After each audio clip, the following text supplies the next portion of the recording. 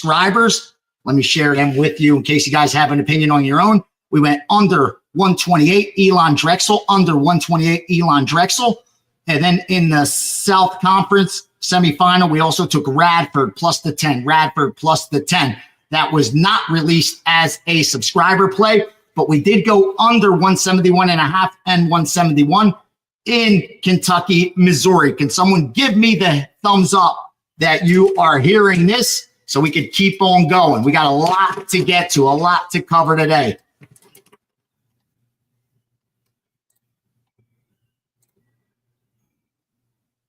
Good morning, Neil. All right. Thank you, Paul. Thank you, brother. I got you guys covered today, boy. We're going to go over college basketball, NBA, MMA, anything else you guys want to talk about.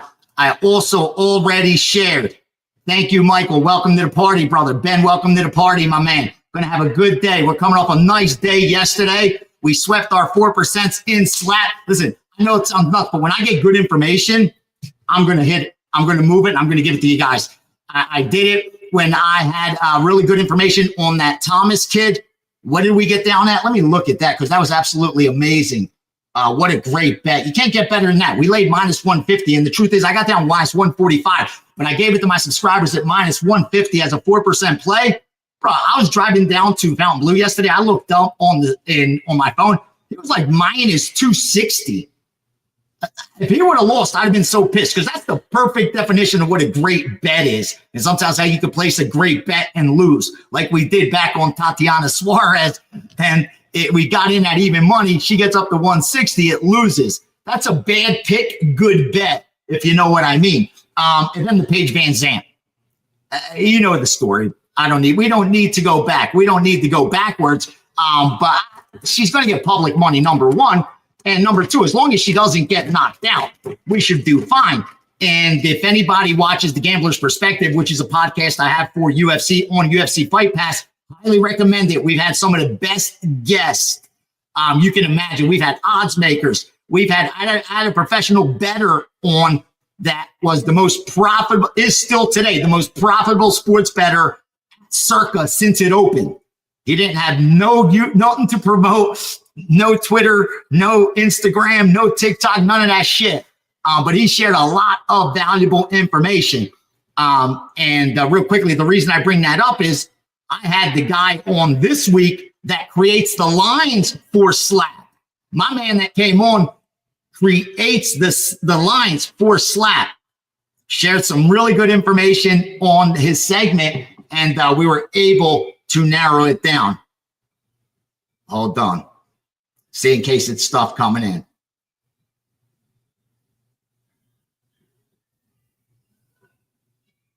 All right. Yeah, we need money.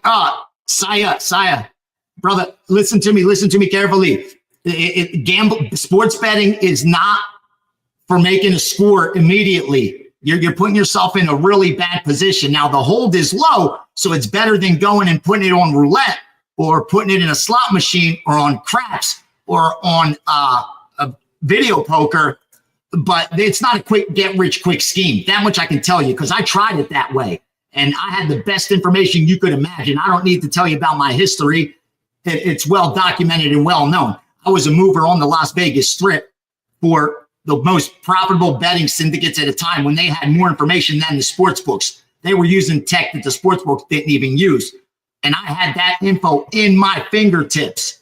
I was moving with those guys that were the animals, as you guys know, that had that NBA information, compliment to Jimmy Batista, and I still continue to lose money because I didn't manage my risk correctly. This is not a get-rich-quick scheme unless you just want to gamble. And, say I got a 50-50 shot, side A or side B, and if I double my money or lose it all, and that's not what we're here to do. I have one goal. I never have lied to my subscribers. I only have one goal, and that's to be profitable when December 31st rolls around. That's it. If our goals are aligned, I'm not going to disappoint you. In fact, I didn't disappoint my subscribers 8 of the last 10 years. Okay? This is something that's very difficult to do. I say it factual because I prepare my subscribers. The reason I have this steam room every week for my subscribers is so I could come in every week and be accountable for the information that I release, be accountable for my results. And after having won 8 of the last 10 years, I can tell you it's not easy. During those 8 years that were profitable, and I had some really, really good years, there were some weeks, some days, some months that were horrific. And if you didn't bet size correctly, when December 31st rolled around, unfortunately, you didn't make a profit. I don't want that to happen to my guys. Anyone that I want them to learn from my mistakes. I had the best information. I'm going to tell you, I'm not ashamed to say it. I lost bankroll after bankroll after bankroll after bankroll when I didn't have to do that. There was a reason I was in my 30s and I had worked for a long time moving steam on the strip, and my net worth was in my front pocket until I learned to do it the right way. And then the floodgates opened, and it took a while because nothing good comes quickly. But when I applied that discipline and did it over and over and over and over, rinse and repeat, dude, my life got good. It got good. And I started, as everybody knows, betting 100 to 500. That was it, 1x to 5x. And I'm now betting 1,000 to 5,000. And I could bet a lot more, but the reason I don't do it is because I diversify elsewhere. And it's hard to get down. Once you get into betting 5 dimes on a game, it's very hard to get down money. So rather than take risks with bookmakers I don't have relationships with, I'm good. And instead, I invest in the stock market. I invest in crypto. I invest in gold. I invest in art, actually, if you can believe that. And if I have a down year in sports, fortunately, those will do well. And I tell you when I win, I tell you when I lose. And I'm coming off a losing year, 2024. And I've never lied about that. I work with a risk of ruin, 80-20 is what it is. That means based on my bet size, I know that I'm going to double my bank 8 out of 10 times, but I'm going to lose it 2 out of 10 times. And to do that, we need X amount of units. That's just the bottom line. And if you want a 1% risk of ruin, meaning you're going to double your bankroll 99 out of 100 times, you need 1,000 units. That means if you want only a 1% risk of ruin, see, if you have winning information, you get to decide what your risk of ruin is. And you never want to be ruined. That's the goal. You don't want to be ruined.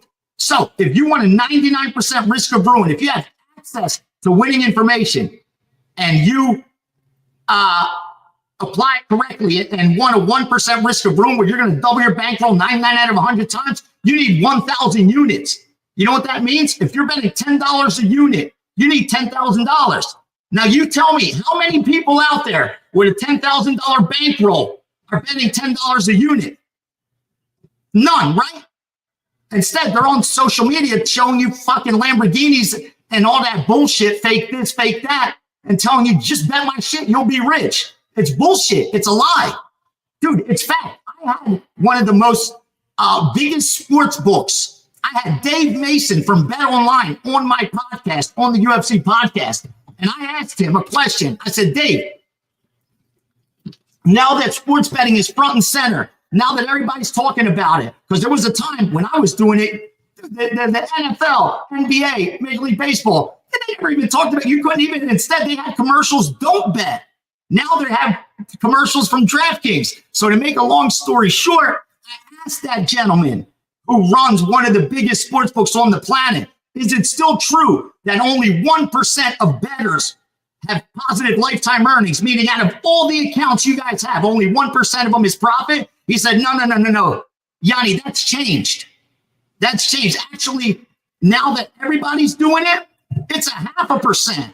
So that means 1 out of every 200 bettors on the planet actually have positive lifetime earnings. That's the odds you're going up against. I'm not here to discourage anybody. That's not my job. I should be promoting and saying, dude, this is so easy. We're all going to get rich together. Just bet my shit. Just buy my stuff. I'm going to make you rich. But that's bullshit. I know it's not going to happen. Unless you manage risk correctly, you have the patience to go long term. That's the bottom line. That's all it comes down to. If you're not built for long term, don't get involved in sports betting. Find something else. I don't want to see anyone lose their money for no reason.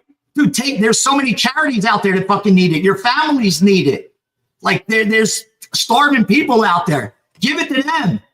Don't give it to your bookie, because if you're over betting your edge, if you're making bad bets, if you're chasing bad numbers, you're going to give that money to your bookie. And let's be honest, I've done it. So I know a lot of you out there have done it over and over and over again. So my goal is to help people avoid the mistakes that I made, help people actually profit from winning information and not fall for that bullshit of, oh, it's easy and I win every week and all you have to do is follow my shit. I go 3-0, 5-0, 3-0 every day. That's bullshit. Nobody does it, bro. Nobody does it. I promise you that.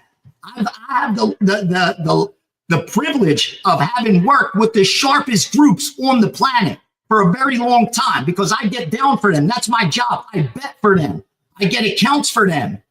And I see even those guys that have access to the best information, that bet the best numbers, even them, their edge is this.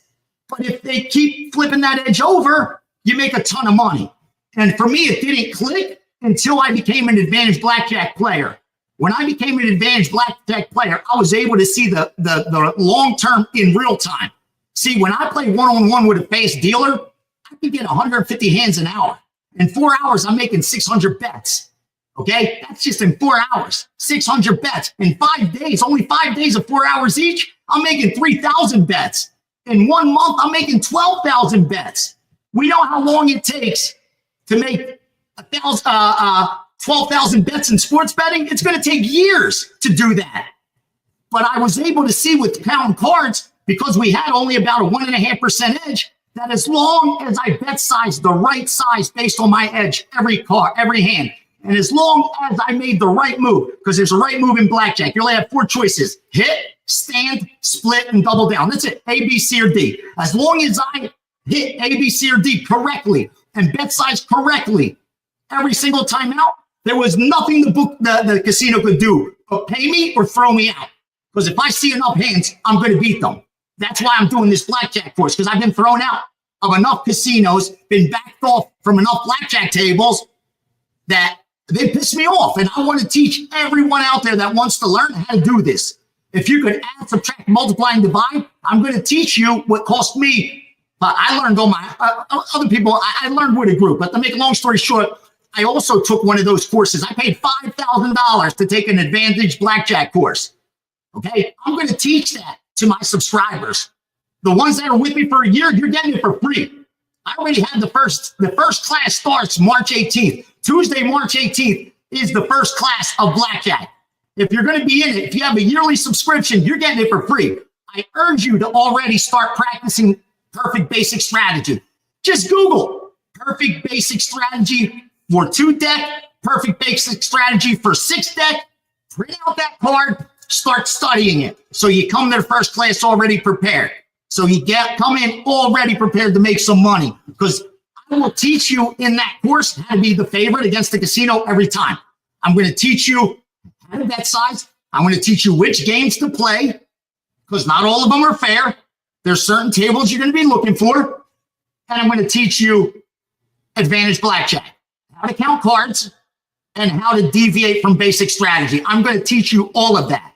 When we're done that course, you will know you are a favorite versus the casino in blackjack. As long as you practice at home and have a passion for it like I did, because it's different doing it on paper and doing it in the real world, where there's cocktail waitresses, where there's people next to you, where there's a dealer, a pit boss, a hot chick walking by.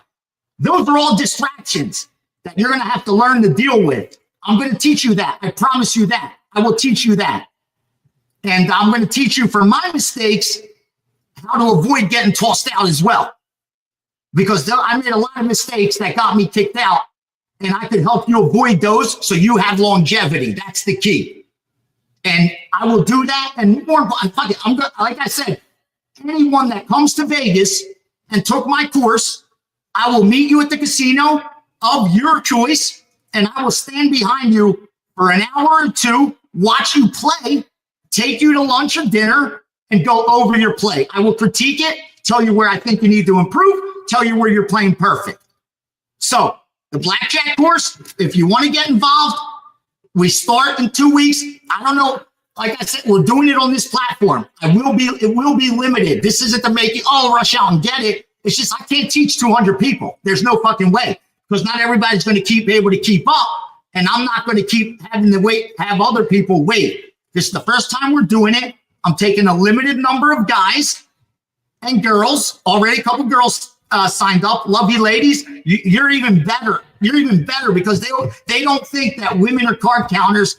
They don't think that old people are card counters. They don't. They look for the prototypical white nerd or Asian, and that's who they think is probably counting cards. If you're either of those things, you already have an advantage. You already have an edge, because the prototype, that's why I taught my girl. That was my first student. That was my first student that I actually taught my advantage blackjack system. And I'm not going to tout, but I can promise you, she learned very well, and she's able now to play with me not even sitting down. In the beginning, I stood behind her. We had some signs, but now she could go in there on her own in a high limit pit and do freaking damage. And I love watching it. And they never see it coming because she doesn't look like a card counter. She don't look like a card counter. They never see it coming at all. I will teach you that. I promise you, I will teach you that. Please go down there, smash that like button. Let's get this going. I know you're here for picks, and we're going to go over that. But if I don't teach you to bet size correctly, the picks aren't going to matter, bro. I promise you the picks aren't going to matter. I could go 80%, but if you're betting a bet size that I have to hit 85% to win for you to be profitable, you're going to lose your money. And there's nothing you can do about it. So real quickly, we're going to go over my money management system on how to bet correctly. And I'm going to teach you right now your risk of ruin numbers. Let me grab those for you.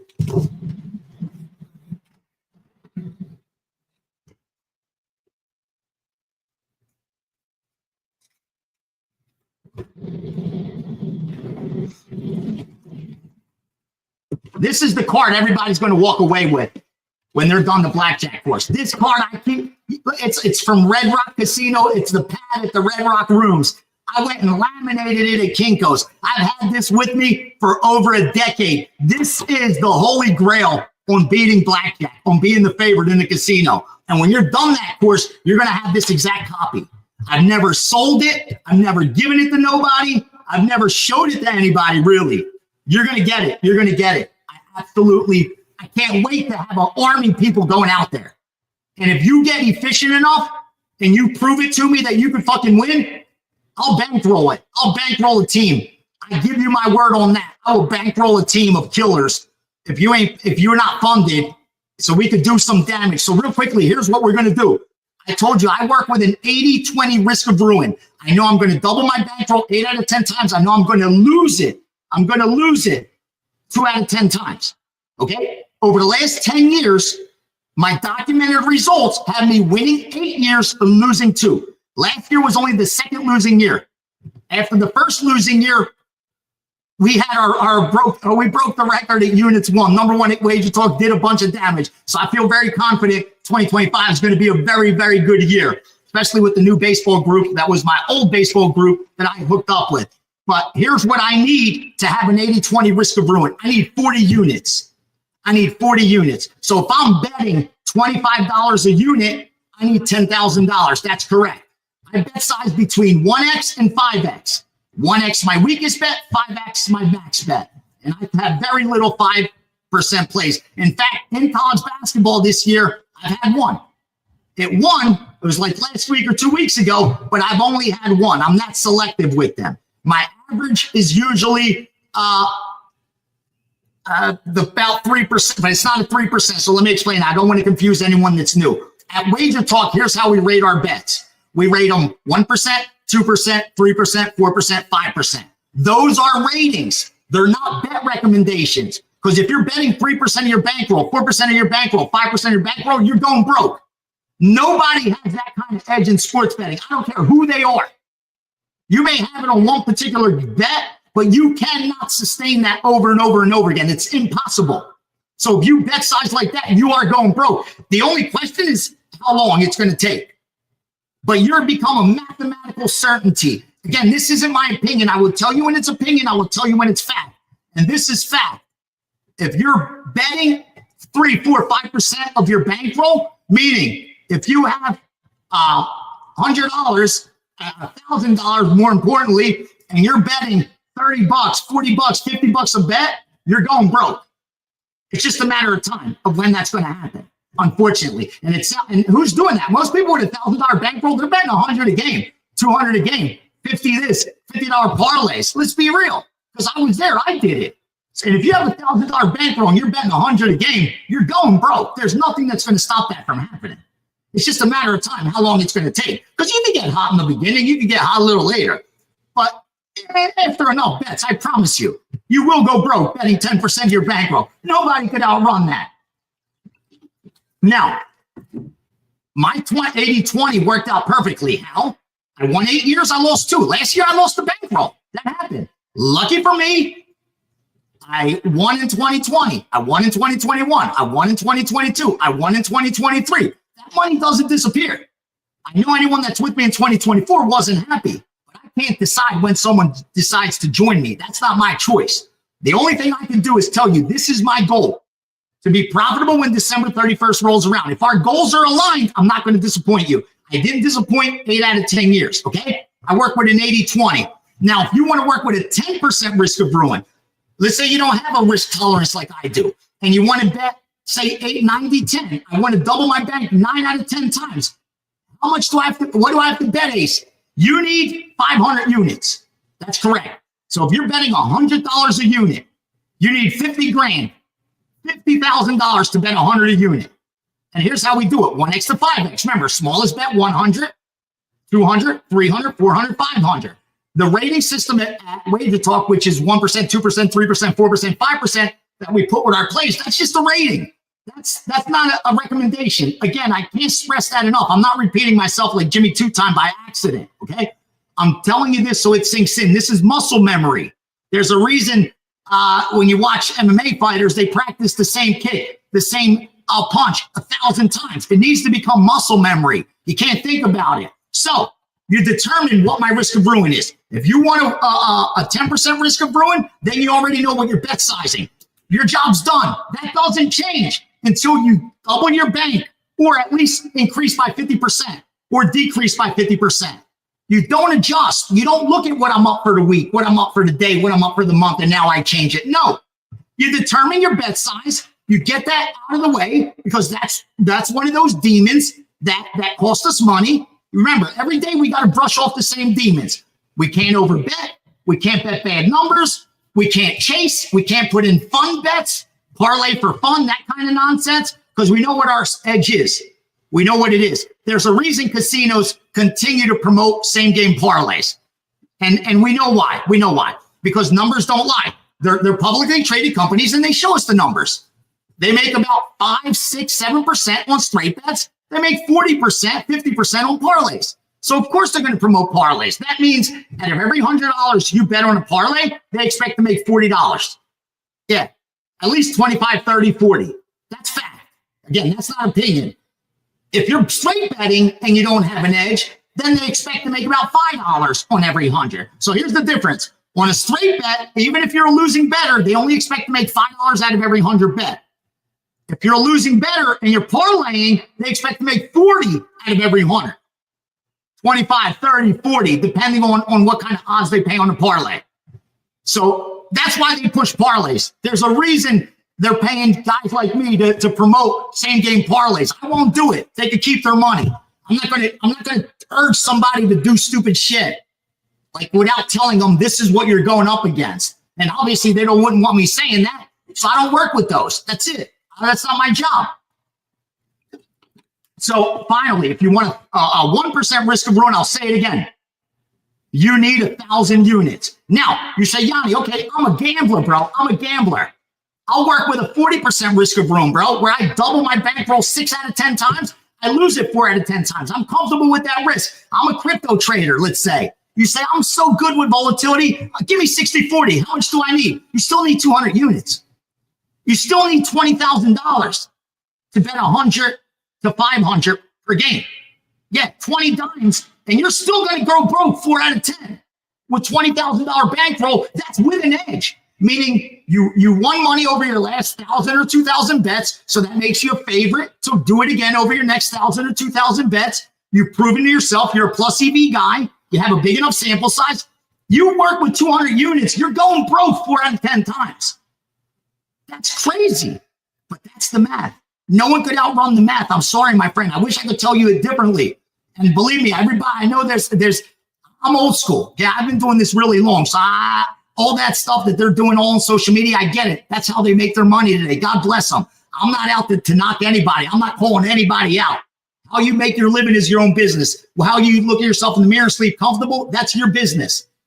What my business is to tell my subscribers, this isn't going to be easy, but it's possible. If I did it, anybody can do it. I have a high school education. Most people in here are more educated than me. I came to Las Vegas with only $600. That's correct, only $600. And nobody here waiting for me. And I've managed to create a pretty comfortable life for myself. But it didn't come easy, and it doesn't come quickly. That much I can promise you. So here's how we bet size. We go 0.25 of every rating. So we bet on a 1% play, 0.25 of bankroll. So if you got $10,000, it's $25. On a 2% play, we bet 0.50. Okay? So that's a $50 bet. On a 3% play, we're betting 0.75. So that's $75 of that 100, of that 10,000. On a 4% play rating, 4% rating, we bet 1% of bankroll. So that's $100 on our $10,000 bank.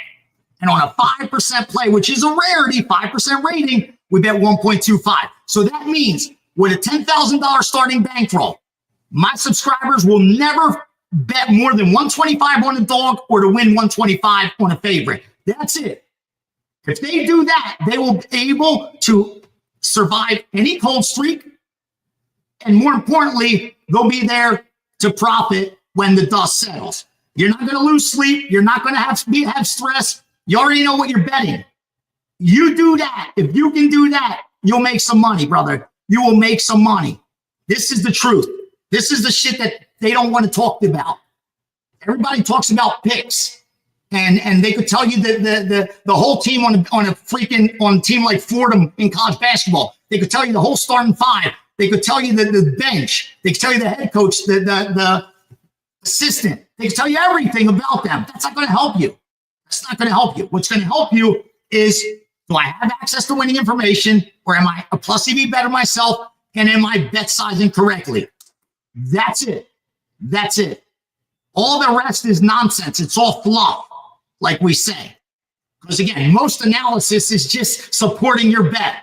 Like if I like Team A minus 10, I'm going to go ahead and find all the facts that support Team A minus 10.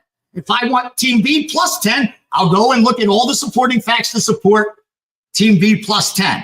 So all that shit's nonsense, bro. I'm telling you now, all that is nonsense. What matters most is, do you bet good numbers? Do you beat the closing line?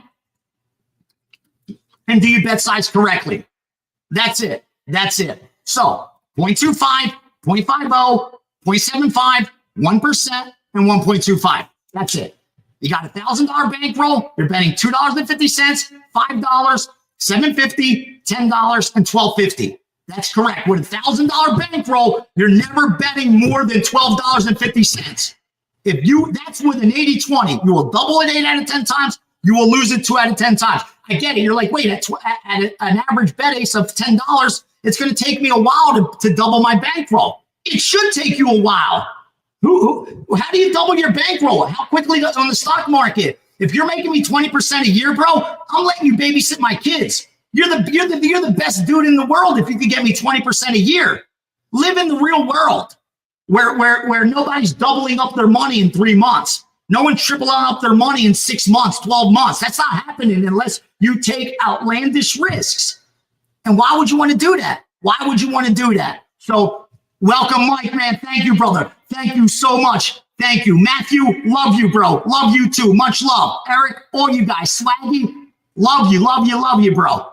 Thank you for joining me. I promise you, I'm not listen, most people shouldn't be paying me for information. Most people don't have the bankroll to do that. So if you can't, that's why I made this free.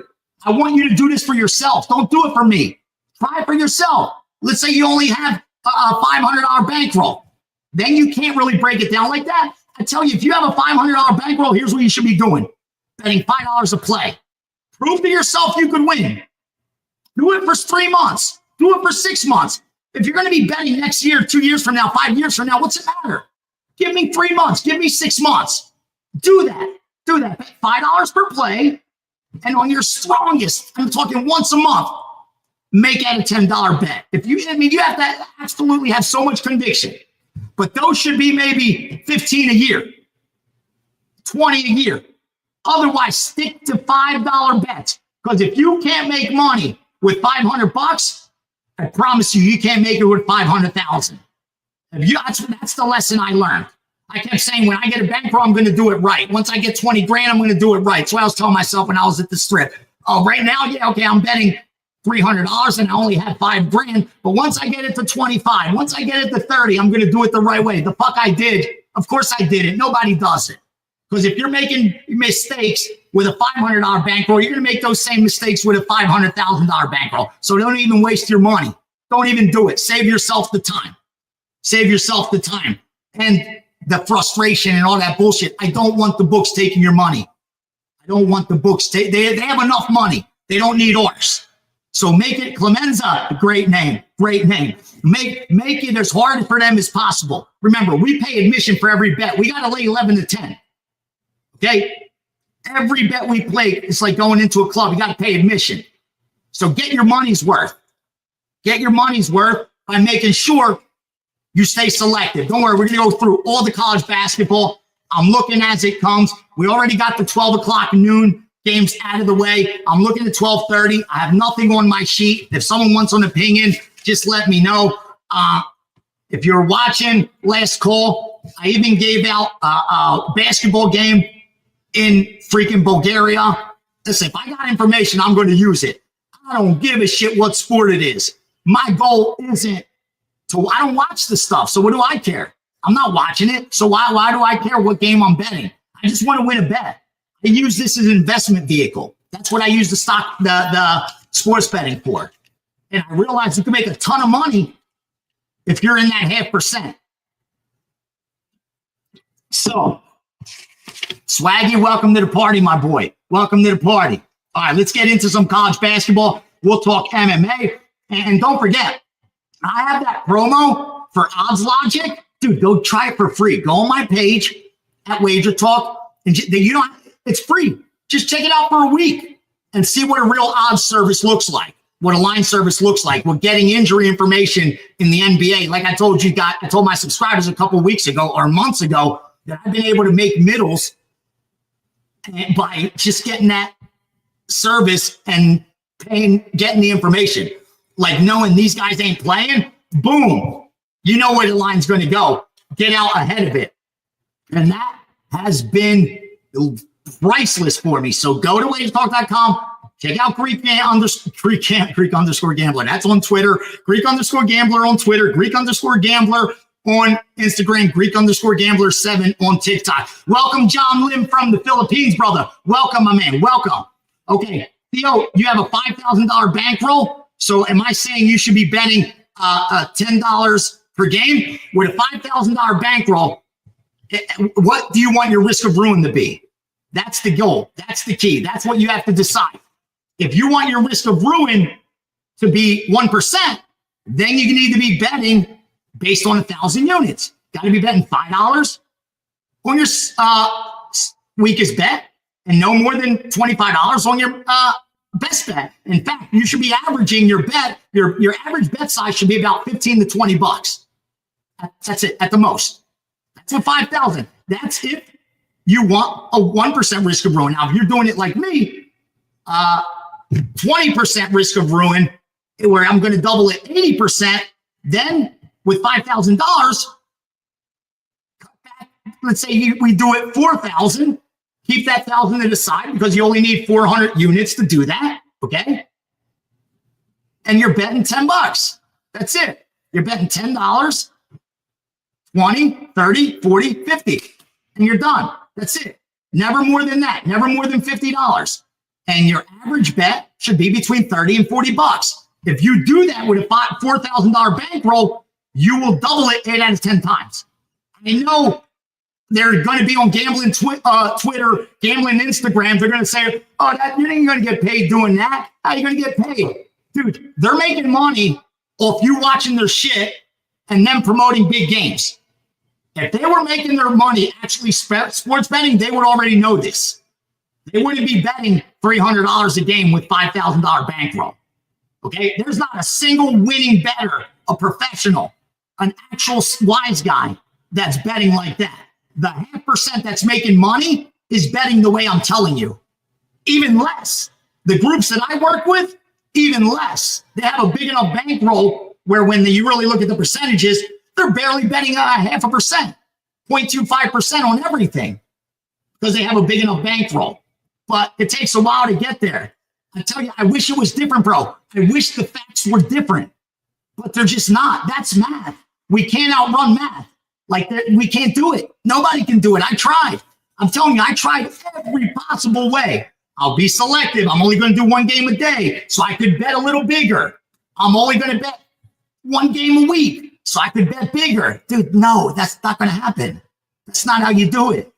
That's not going to save. It's just what it's going to do is save you more time before you lose the bankroll. But the end game's the same. It's a mathematical certainty.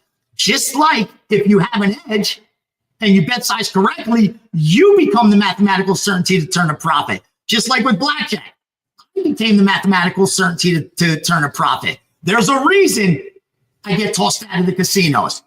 And go to my Twitter. I can put it up here. I don't want to waste your time. But you know what? Why not? It ain't a waste of time. Why not? Let's play this. Let's play this. This nonsense. Why can't I play Blackjack?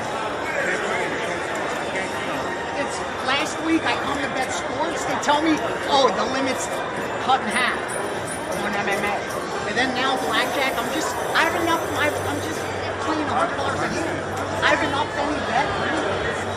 Like, I know I get it in your computer if I says I'm an advantage player, but I'm not playing any advantage game. Like, you're... Okay? Again.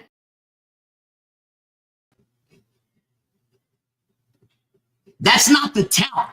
I'm ashamed of that because I should have already figured out how not to get tossed. But once you're in the system and they have facial recognition, I'm done. That's why I want to teach soldiers. I want my soldiers out there doing damage. That's what I want to see. Toss me out, good. I'm going to teach 50 players how to do it. Toss me out, good. 6 months from now, I'm going to teach another 50 and another 50 and another 50. You want to play that game? Let's play that game. No problem. And here's the bottom line, okay? That's Aria Casino. That's City Center. That's $1 billion company with a multi-billion-dollar corporation called MGM behind them. I'm a kid from Philadelphia that grew up in a row house that probably costs what most of your cars cost today. I came here with $600 and they're afraid of me playing blackjack at a $50 table. They don't want me playing. Why? They don't know I'm going to win that day. I could have got crushed even with my edge. In a small sample size, anything could happen. But what they know is if I sit there long enough, they have no shot. Just like the casinos. Sure, people win all the time. Someone hitting a roulette number right now, and they're getting paid 35 to 1. I use that analogy all the time. And they're celebrating 35 to 1, baby. Great bet, great bet. Dude, you couldn't have placed the worst bet. Just look down. There's 38 freaking numbers on the roulette wheel. If you're not getting 39 to 1, it wasn't a good bet. If you're not getting 38 to 1, it's not even a break-even bet. Tell me it's 40 to 1, and I'll say you made a phenomenal bet. There's 38 freaking spaces, bro. You're getting paid 35 to 1. They know, sure, some people are going to hit a number, but after enough spins, we're going to be holding the money. And that's why when I look out my windows, I see these beautiful towers called hotel casinos. That's why. That's exactly why. Because they know it's only a matter of time before they get the money. And the same thing they know with my advantage play. The video I got kicked out with Kelly and Johnny, it was Mandalay Bay. I'm down over 40,000 on that property. If they go into their computer, they're going to see this guy's down over 40 grand playing blackjack here. For whatever reason, we just lost it at Mandalay. They still don't let me play. Why? Because they know they got lucky. They're the ones that got lucky. That was only a matter of time before the script flips. That's the bottom line, bro. I'm telling you truth. I'm not bullshitting you. I'll teach anybody to do that.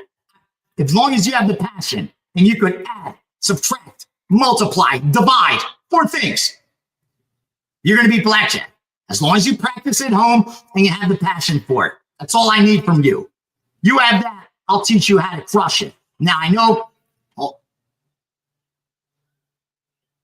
Thank you, Sir Bets a lot. Thank you. Welcome. First time here. Thank you so much. You're going to love the course. I promise you. I'm going to teach you shit that before I said I'm never going to share. I'm never going to tell these things, like how to avoid getting thrown out.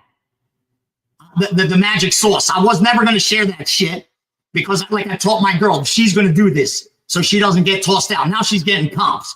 We're staying at places for free because of that. Okay. But she knows how to hide her play. And I'm going to teach you guys how to hide your play. I promise you. I promise you. I'm going to teach you how to hide your play. Now, with that said, okay, we're going to do some damage. Let's do some damage today. Let's dive right in. Let's dive right in and get some college basketball out of the way because we can't be here all day. And I know a lot of you guys have limited time and are here for the play. Thank you, Adam. Exactly. And you never lose sleep, right, brother? Betting $5 to $10. You're never going to lose sleep, my man. You're never going to lose sleep. That's it. That's the bottom line. And I'll get it up for you guys so you see. Here's what you got to do. You want to love it? Go to Greek_gambler. I love this shit. I got to share some stuff with you guys because I love it. Okay? Go to Greek_gambler. Okay? And here's what you're going to get. You're going to click the link that I put up of this one right here with this. Guys, I am Kelly in Vegas. Various card counting systems. That many that's talking right there. It has to be credible. You have to practice. Okay, that's Anthony Curtis. Okay, Anthony Curtis is one of the best blackjack players on the planet. All right, he's inducted into the Blackjack Hall of Fame. Okay, that's how good he is. In fact, he doesn't even play now. He bankrolls guys like, well, not no more. But he bankrolls guys like me when we were breaking in and able to pass his test. He'd bankroll guys that could count and put teams together. My man has teams playing in Macau right now while I'm doing this.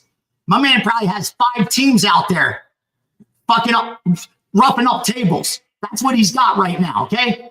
Go to Greek_gambler on Twitter. Watch that video I did with Anthony Curtis so you understand that this seems doable. It's very doable. Let's get back to sports. Let's get back to sports. Let's do it. I love the Jimmy 2 time. I just got to do it. Please don't get mad. I love the repeat. All right, we're going to go over some college basketball. I'm going to give you what moves we have.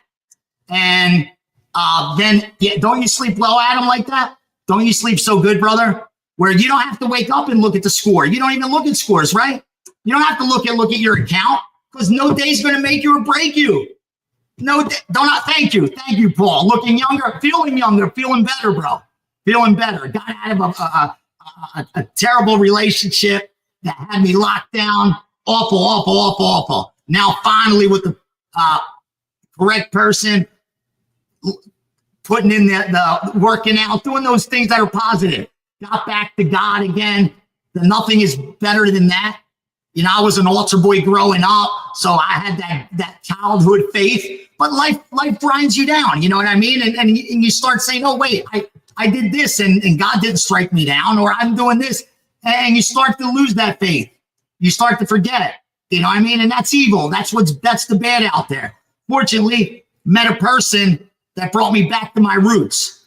And I don't want to go talk. This isn't a religious talk. And I know they say don't talk religion and politics. But I read every self-help book in the world in my 30s trying to figure it out. None of them helped. It was just a waste of money and time. I got back to reading the Bible, started with the New Testament, and I can promise you, like the Harvard professor said, every self-help book is a keynote to the New Testament. Like that, it's all from that. So if again, whether you're religious or not, you don't have to be religious. There's a lot of good answers in there on how to live life properly so that you avoid the stresses and the shit that is going to create problems in your world. I was creating my own problems. I realize that now. I was giving in to those temptations. I realize that now. Once you learn to avoid that, bro, life just gets so much better. I promise you, life gets so much better. Yeah, hell yeah. I asked Johnny Wage. I told him discount the year so they could get in the blackjack. I want to teach people this. I told you I paid $5 for the course you're going to get. I want to teach people this, but it's the first time we're doing it. I don't know how many people I can handle at once, so we're going to keep the limited space. Now we're pulling up on the 1 o'clock games. I don't have much information for you. There's only 2 of them. There's actually one. It's just Penn State, Wisconsin. We haven't bet the game, but the next one I can tell you, Iowa State and Kansas State, okay? I don't have a bet on that, but my power ratings reflect Iowa State's the side. Iowa State's the side. Now, the problem with that is, let me pull that game up. And if you have a question on the game, just please give me the bet number. It'll make life so much easier if you give me the bet number. I'll be able to find it.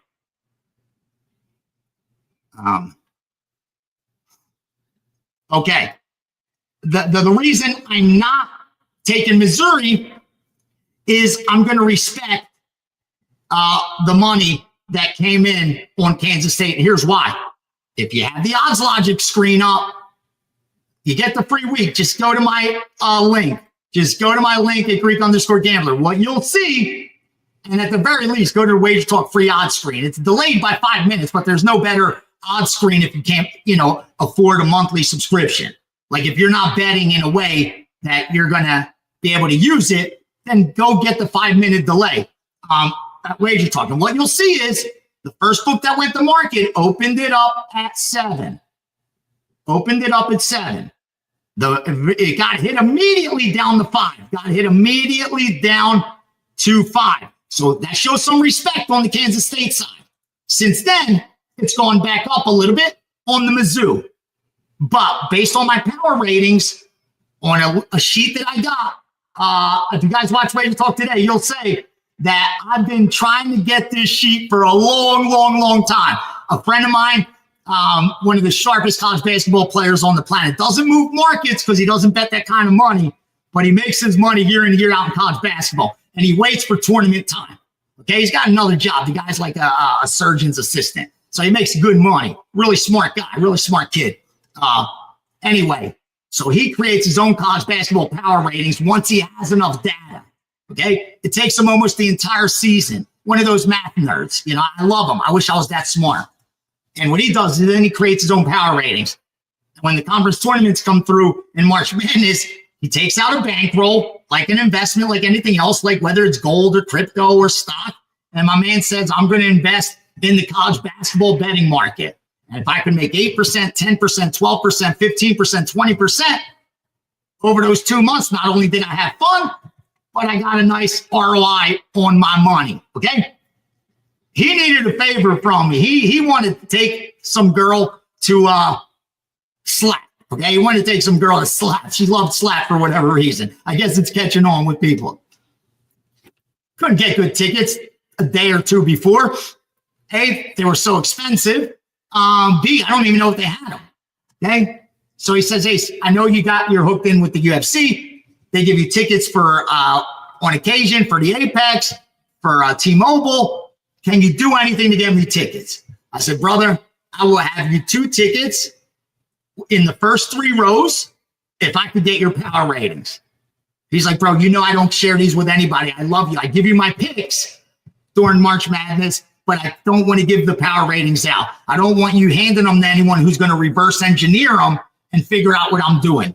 Because once sharp bettors like a betting syndicate got a hold of these and start moving them, obviously the market's very efficient. It's going to correct itself. His system's no longer going to work. So I said, don't worry, bro. I promise you. I'll get you the tickets. I want the power ratings. I won't share them with anybody. I won't give the exact numbers with anybody. On my shows, because you know I do it, I'll give the order and even a couple of them, but I promise I won't. My man's got it all the way down to like Prairie View. Every college basketball team, my man, power rates. I'm going to share them with you in a second. And that's the problem. His has Iowa State. He has Iowa State winning this game by 7 points. And that's right where the line opened. And now it's 5.5. I could only bet the Iowa State side, but I respect that money. Now, Nathan's asking about the total on game 619. That's Fordham and Rhode Island. 619 Fordham and Rhode Island. Let's get the glasses on because we could get to work, right? Let's get to work. Let me see if I have anything first on 619, 620 that we bet.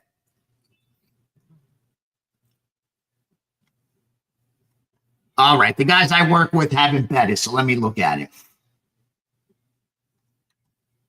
Ooh, a lot of over money.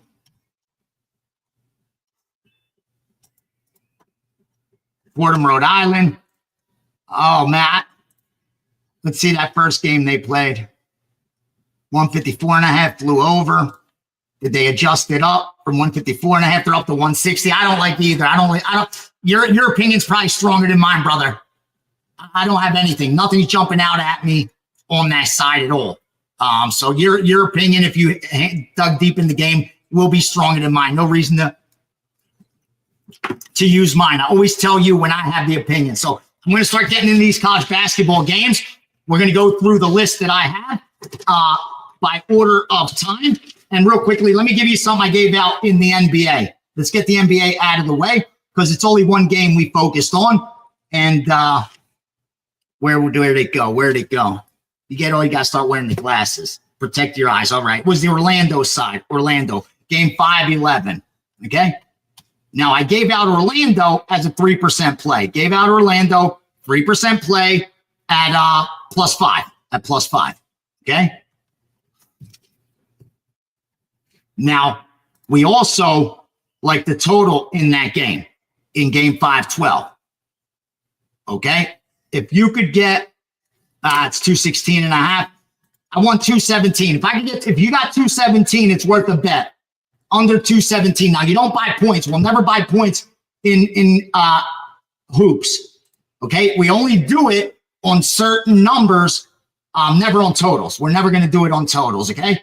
So if you don't have 217, you just pass. You just pass. I have more than enough stuff to share with you guys. I have MMA to share with you guys. You never have to take a bad number with me. I'm looking if I got any 217s with the outs that I have. Let me see. And again, forgive me. This isn't a live. This isn't a show. It's not a podcast. This is a live trading platform. That's what we're doing. We're trading live here. And we all do it together. So you're not going to have the bells and whistles and all that crazy stuff, unfortunately. Instead, you're going to have me letting you know what we're betting. All right. Well, I got one at 217 under -15. That's worth a bet. That's worth a bet. All right, so I took it. Again, I don't urge anyone to take it unless you got 217. I laid 115 for it. And as you know, we also have Orlando +5, Orlando plus the 5. What number is that at right now? Let me look at my on screen.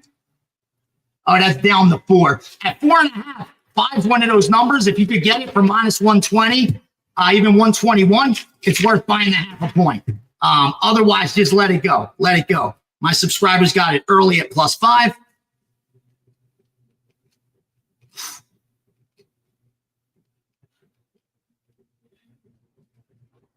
All right. Now, another premium play I got. Hard Rock 217, attaboy, Dennard, attaboy. I would bet it for myself, a 3% play. Actually, a 2% play, forgive me. So that would be 0.50 of bankroll. You got $1,000 bankroll. What are you betting there? At 0.50. What's that, $5? $5, right? Yeah. I got a lot going on right now. Like I told you, you don't got to be a genius to learn what I'm going to teach you. Okay.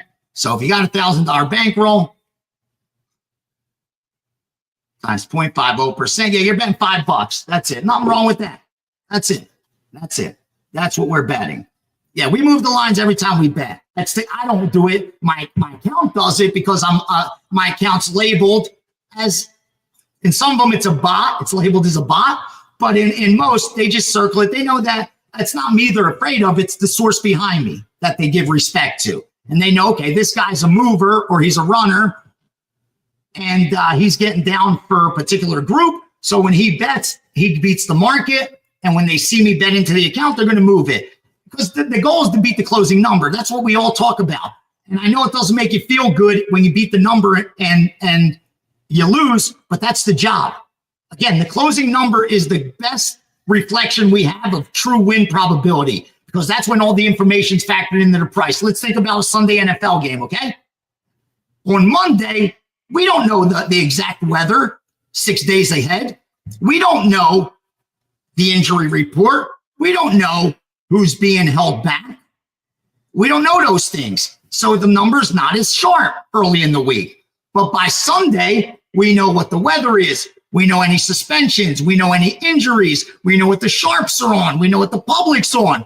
That's the sharpest number. If you could get out ahead and beat that, you become a mathematical certainty to turn a profit.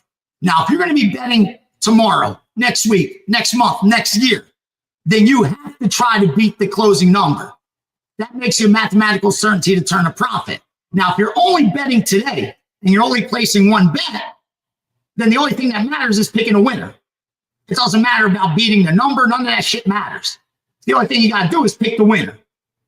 The number, again, you're not trying to do anything like that. You're trying to pick a winner. If your guys are betting next week, next month, next year, you got to beat the closing number. So just compare it to stocks. Let's talk stocks real quickly. The reason you buy stock today, right, is because you believe in the future someone's going to pay you more for that, right? You're beating the market to it.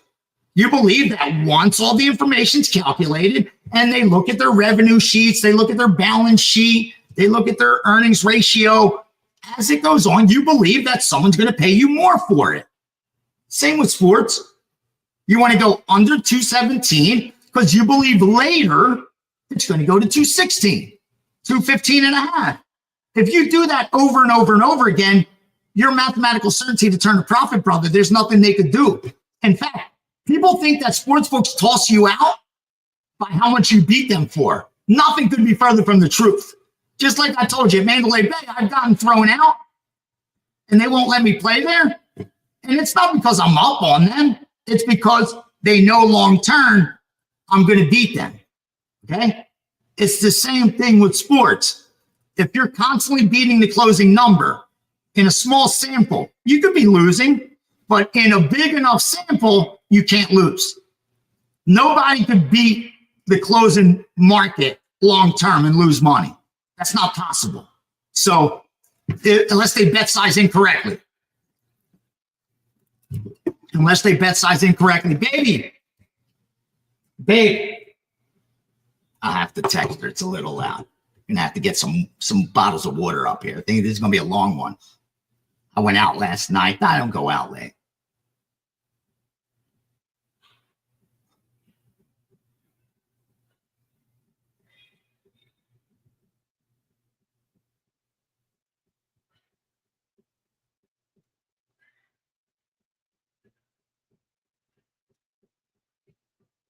Big enough. That's what I should be saying. My house is so big, I got to text the people that are in it. That's how you're going to sell picks? Stop it. Stop the nonsense. I don't need to see your car. I don't need to see your watches. I don't need to see your clothing. Now, if you got nice shit, then good for you. God bless you. I like nice things too. I bought myself a nice car because I like it. And if I happen to be doing a video in it, I'm not doing it to show my car. I'm doing it because that's where I'm doing the freaking video. But yeah, don't get me going on that bullshit. I feel so bad because I fall for that shit back in the day. I don't want anybody to fall for all that fucking nonsense. I really don't. I really don't want anyone falling for that. Because if it was that easy, we'd all be just doing that. All right, let me tell you what else we bet already. My subscribers got some early stuff that already went out. That's in Europe. Yeah, I gave them a hockey game in Austria, if you can believe that. So if I get information, we're betting it, brother. I don't care if it's slap. I don't care what it is. We're doing it. We're freaking doing it. God bless America. What a country, right? Where all you got to do is bet sports. Yeah, I wish it was that easy. Yeah, actually, it is. If you learn the right way, and actually it is. You can make a real good living, do a real good job. Dustin, you're here for the UFC Gold, brother. It hasn't been released. Don't worry. That is coming too. But here's what we did. I do have, where did that play go? Let me make sure what I gave my boys. I gave you Wofford. All right. Game 747, Wofford. Okay. We took +2 on Wofford. If you can't get +2 and you have 1.5, it's worth buying the half, believe it or not.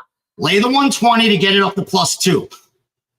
If not, then if you're getting +1, then I would lower my bet size. Okay, like I have a 4% play on them. That means 1% of bankroll, not 4%. So again, if I have a $1,000 bankroll, I'm betting 11 to win 10 on Wofford. Okay, actually up to 12 to win 10 if you can get +2. Otherwise, take the +1, and you're not going for $10. You're going $7.50. Now I know some books their minimum bet is $5. Okay, I get that. So you can't bet size the way I'm telling you. If that's the case and you only have like a $500 bankroll, wait till you get it up to 1,000 and then start betting $5 a game. Dude, do what you got to do, man. I've done it all. Out here in Vegas, I've driven a cab. I've bartended. I've been a waiter. There's no shame in work, and shame isn't going out there and stealing, brother. That's what shame is. There's no shame in work. I'll freaking drive Uber. I'll drive you around when you come to Vegas if I need to make some extra money. I'll DoorDash food to your house. I don't give a shit. There's no shame in freaking working, brother. Anyone thinks they're too good to work is broke. That much I can promise you. So whatever hot side hustle you got to do to get to that $1,000 bankroll, do it. Don't start betting with that 500. Get to 1,000. Start betting $5 a freaking game. Do it. Don't do it for me. Do it for you. See that you could turn a profit. After 1,000 bets, if you're up money, now you're a favorite to do it again. And you have more money, right? So you compound it. That's how I went from 100 to 500 to 1,000 to 5,000. I am compounding it. And it only took a couple of years. Thanks, baby. You're the shit. Thank you. We're ready to go. So that's how you make your money long term, by compounding, flipping it. Because if you have $1,000 bankroll and you increase it, you have one. I think in 2021, I think we 4x'd it, 3x'd it or 4x'd it, 3x or 4x'd it. So let's say we didn't do that, we doubled it. Okay. Now, next year, you're working with a $2,000 bankroll, right? Now, you're betting $10, not $5. Now you're at $10, brother. That's how you do it. And you start making more and more. Let's smash that like button. Thank you, Rose. Thank you, Rose Miller, my man. Thank you. For, again, it's funny. I have like stuff on. Last week, I gave out 2 free plays in MMA, 1 +200, and then a favorite. I think you got over 10,000 views. I got to see because it makes me laugh all the time.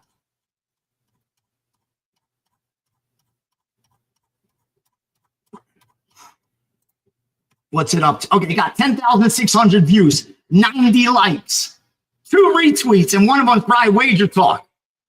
Come on, man. Who's going to be motivated to do free shit? Who's going to be, who's going to be motivated? The guy that's not winning is going to be motivated, trying to still build the brand. That's who's going to be motivated. Not knocking them. We all got to start somewhere. But how are you going to motivate somebody to give you free shit if you ain't giving them the support? Come on, man. That doesn't hurt anybody to go down there and smash that like. Doesn't hurt anybody to go down there and share the stuff. Takes a second of your day. Wow, Caesar's still at 2. Not surprised. A lot of square money on the other side. A lot of it. All right, let's get to work. Because I don't want you to miss some of these lines, okay? So I told you at the 2 o'clock games, we don't have anything. So let's move on to the next one. 2:30 we do. 2:30 we do, I believe. All right, so let's cross off what's past. Boom. You know we got Orlando. You know we got the under in NBA. You know we got Wolford plus the 2.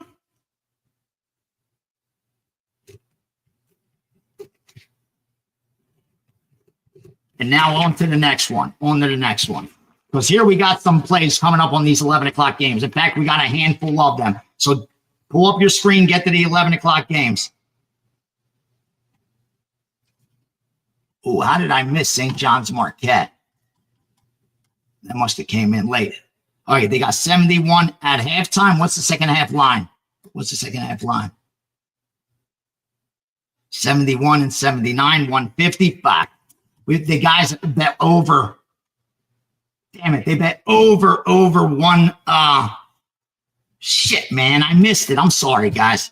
They bet over 144 and a half and 145. Fuck, over 144 and a half, 145. I hate when I leave money on the table. I hate when I leave it on the table. But we do have a 3% on under 171 and a half. That's 0.75 of bankroll. So you need a 10-dime bankroll to be betting $75. $1,000 bankroll, you have $750 on under 171 and a half in Kentucky. Sorry, you're going to have to call it back. Under 171 and a half in Kentucky and Mizzou. Damn, I thought we'd be able to maybe get that on the second half. Yes, Nate. Yeah, Nathan, we went over. Someone's asking 643, 644. 643, 44. Alabama, Auburn. What a game, right? What a game. Alabama, Auburn, 643, 44. Let me see if I got anything on that real quickly. And then we're going to go through them all because I got these 2 o'clock games coming up real next. And we got an hour to it. We still got an hour here. And that's it. We're gonna wrap up in an hour. So give me another 60 minutes of your time, and I'll give you all the gold you can handle. All the gold you can handle. Thank you, Jason. Bro, I just keep it real. Honestly, I'm at a point in my life, bro, where I don't knock anyone on how they make their living. God bless them. I'm not no. And when I broke in, I did the same shit. I was selling at pregame.com, and I'd have the owner call me and say, hey, because I was the top seller, and say, Ace, we need a game of the year from you today. You know what I mean? And what did I do? I put out a game of the year. I don't even know what that means, to be honest with you. What the hell's a game of the year? But I would do it because that's how I thought the industry was made. I was just following the rules. I'm not making an excuse because I was a grown man. I was old enough to know it wasn't the right thing to do. But desperate times call desperate measures. And you know what? I did the wrong things, and I sold picks, but that money was gone. I never did anything good with that money. Why? Because it was dirty money. I don't want that shit, bro. And I apologize to everyone that did that. At least I tried to win and I had access to good information, but I didn't teach people how to bet size it. I was promoting big games. I got a lock. I got a bomb. I got a freaking game of the week. I got a game of the year. I got a game of the month. That's all bullshit. And the reason we would label them, you know why we would label them? Let me tell you a little industry secret right here. Because I'm at Wager Talk, and we don't talk. People can talk all the shit they want, but we do it right. As much as possible. Obviously, we're a business, and a business has to profit, but you can still do it right and profit. You know why they have labels like Game of the Year, Game of the Week, ACC Game of the Month? Why? Because they're called bags in this industry. One of your bags is going to be hot, okay? I may be losing for the month, but guess what? My ACC Game of the Weeks are 4-0. I may be losing for the year, but my Big Ten totals are 5-0. So what am I going to sell on Saturday? A Big Ten total. Even if it ain't the strongest play on the board. Why? Because I could promote. I'm 100% on Big Ten totals. Okay, that's what those bags are for. I did that shit, bro. I did that shit. I'm not going to play them, and I apologize for doing it. I thought that's how the industry's run. I'm going to do what everybody else does to make money. It was dirty money, bro. It was dirty money. And that's why I never prospered from it. That's the reason. I never prospered from that dirty money. As soon as I did it, started doing it right, and I actually started trying to actually help people and be honest with them, all of a sudden, that money multiplied, quadrupled, because it was good money. It was clean money. I can't bet for everyone. I can't control if somebody's not going to follow the rules, but all I can do is try to set the blueprint. Okay. And that's why I tell you when I win, I tell you when I lose. And that's why my subscribers, I come in here every week and have to face them. Every week I got to face them. If I'm up, last year sucked. A losing year. And I had to still come in here and face those people where I let them down, dude. They trusted me not only by paying me for a month, a week, and I can't control a month what's going to happen. Like you're taking your own risk. You sign up for a week, that's on you. But the people that were with me for a year, like I failed them. I let them down. My job was to produce a profit. And not only did I not do that, but they even paid me for the information. I felt terrible for that. Now, fortunately, most of my long-term guys have been with me for years. And I swear, I got so many emails. I love my people, bro. I love them. So many said, hey, bro, I lost, but I won with you the last 3 years. I'm ahead. I'm so far ahead.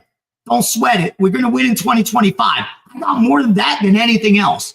Because anyone that's going to talk shit, they're always going to talk shit in sports betting. Like, I'm always going to have a losing day. So if they're just going to wait and cherry pick losing days, they're always going to have a reason to bash me. I'm not going to go 100%. Nobody does. So if they're sitting on the sidelines and they're just waiting, oh, he went 0-4 today. He went 1-5 today. He sucks. Whatever. Tell me about the last 8 years. Tell me about the last 10 years. Tell me about the last 3 years.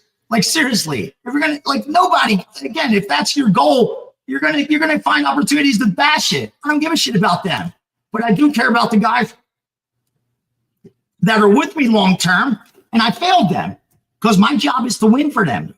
I can't bet for them, unfortunately, so I can't control if they're disciplined or not. But I could tell them this is the blueprint and this is how we made money, and that's why I went to lower volume this year. Because I found that even though in those years that I turned the shit a big enough profit, a lot of my guys didn't, man. I met them, so many out here, because we would have a meet and greet with Wager Talk. And I met a handful of subscribers. And when they were telling me, bro, I got crushed during the cold streak. You know what I mean? Like, dude, during that month, I lost my bankroll. Dude, that made me feel terrible. Like, it's hard enough to win. It's so hard to win. And then we won 8 of those 10 years. And so few people did it. Like, that's not me. I'm not doing my job. So I had to change that up. I needed to change that up so that I can help average bettor, because I took for granted that not everybody's standing and looking at 4 screens like I am. Not everybody is sitting there all day to bet. My family knows this is what I do. So when I got to pull over and place a bet, that's what we're doing. But every other people, they have work. You guys have jobs. You guys have your kids' baseball games. You have your family stuff. I get it. You can't be in front of a freaking screen all day waiting for me to send out play to turn a profit. And then the lot aren't properly funded. And I throw out 8 plays, 10 plays, 15, 20 plays. And they're betting too much. So they can only get down on 6 of them. And they're like, which 6 do I bet? I don't want to put anyone in that position. So instead, thank you, Jason. I love you, bro. I love you. Thank you. I greatly appreciate it, my man. I greatly appreciate it. And I promise you, I'm in the best position in a very long time to be profitable. The guys I'm working with now, some of the groups, like I told you guys, I hooked up back with that baseball group that had me #1 in baseball for a long time. And then there was a falling out over money, like there always is when you mix friends and money. And for a few years, I wasn't working with them. Now I'm back with them. And that's why you're seeing freaking Austrian hockey and shit like that. You know what I mean? That's why you're seeing Austrian hockey, because these guys bet it all. So let's see if we can make some money. Let me go through this college basketball that's coming up. And then don't worry, we'll get to MMA and everything. But I want to get these 2 o'clock games out of the way first. So let's start off right away. Let's look at the Stanford side. Let's get the game 623 Stanford. 623 Stanford. Okay? College basketball, 623 Stanford. Should have your odds screen up. 2 p.m. Eastern game. All right, let's pull them up against Louisville. All right. Stanford coming in. They've won 3 of their last 4, but they've been really bad ATS against the spread. I mean, look at what they've done over the last 10. Even though they're close to 500 for the year, they've only covered 2 of the last 10 games. A market's pretty efficient. It's going to correct itself, so I could see already a lean towards the Stanford side. Now, against a red-hot Louisville team, this looks like the perfect storm for recency bias. Not only have they won 8 straight, but they've covered 4 of their last 6. Now, let me look at my power ratings. Like I said, remind me, I will share those. Yeah, Dirty Ray, it's okay. Like, again, people have different lives, and I've been there too. And sometimes they just need to get that frustration out, and it makes them feel better to throw some hate. And like, if you're doing something that someone can't do, they hate it even more. And I don't mean it in a bad way, because it's not me, but this is all I do. For the last 30 years of my life, I've done nothing else. So like, I understand why a lot of people, because we're with sports, they're fans. So they're, they get pissed off seeing a guy do it. It's like so much when I got into, when the UFC hired me. And why did they hire me? Because I'm handsome?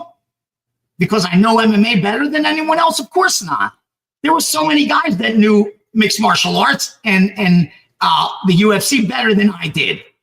But being here in Las Vegas, being headquartered in Las Vegas, it didn't take them much to ask around who's actually winning, who's actually profiting in MMA. And my name came up enough that they reached out to me. It's not a job that you apply for. They reached out and said, hey, we're thinking of doing a gambling show. Your name popped up a bunch of times. And we'd like you to come in and do a test run, whatever. I went and did that. I don't know anything, bro. I was so nervous. My hands were sweaty, all kind of shit. But I just kept it real. I told them, listen, I do what I do.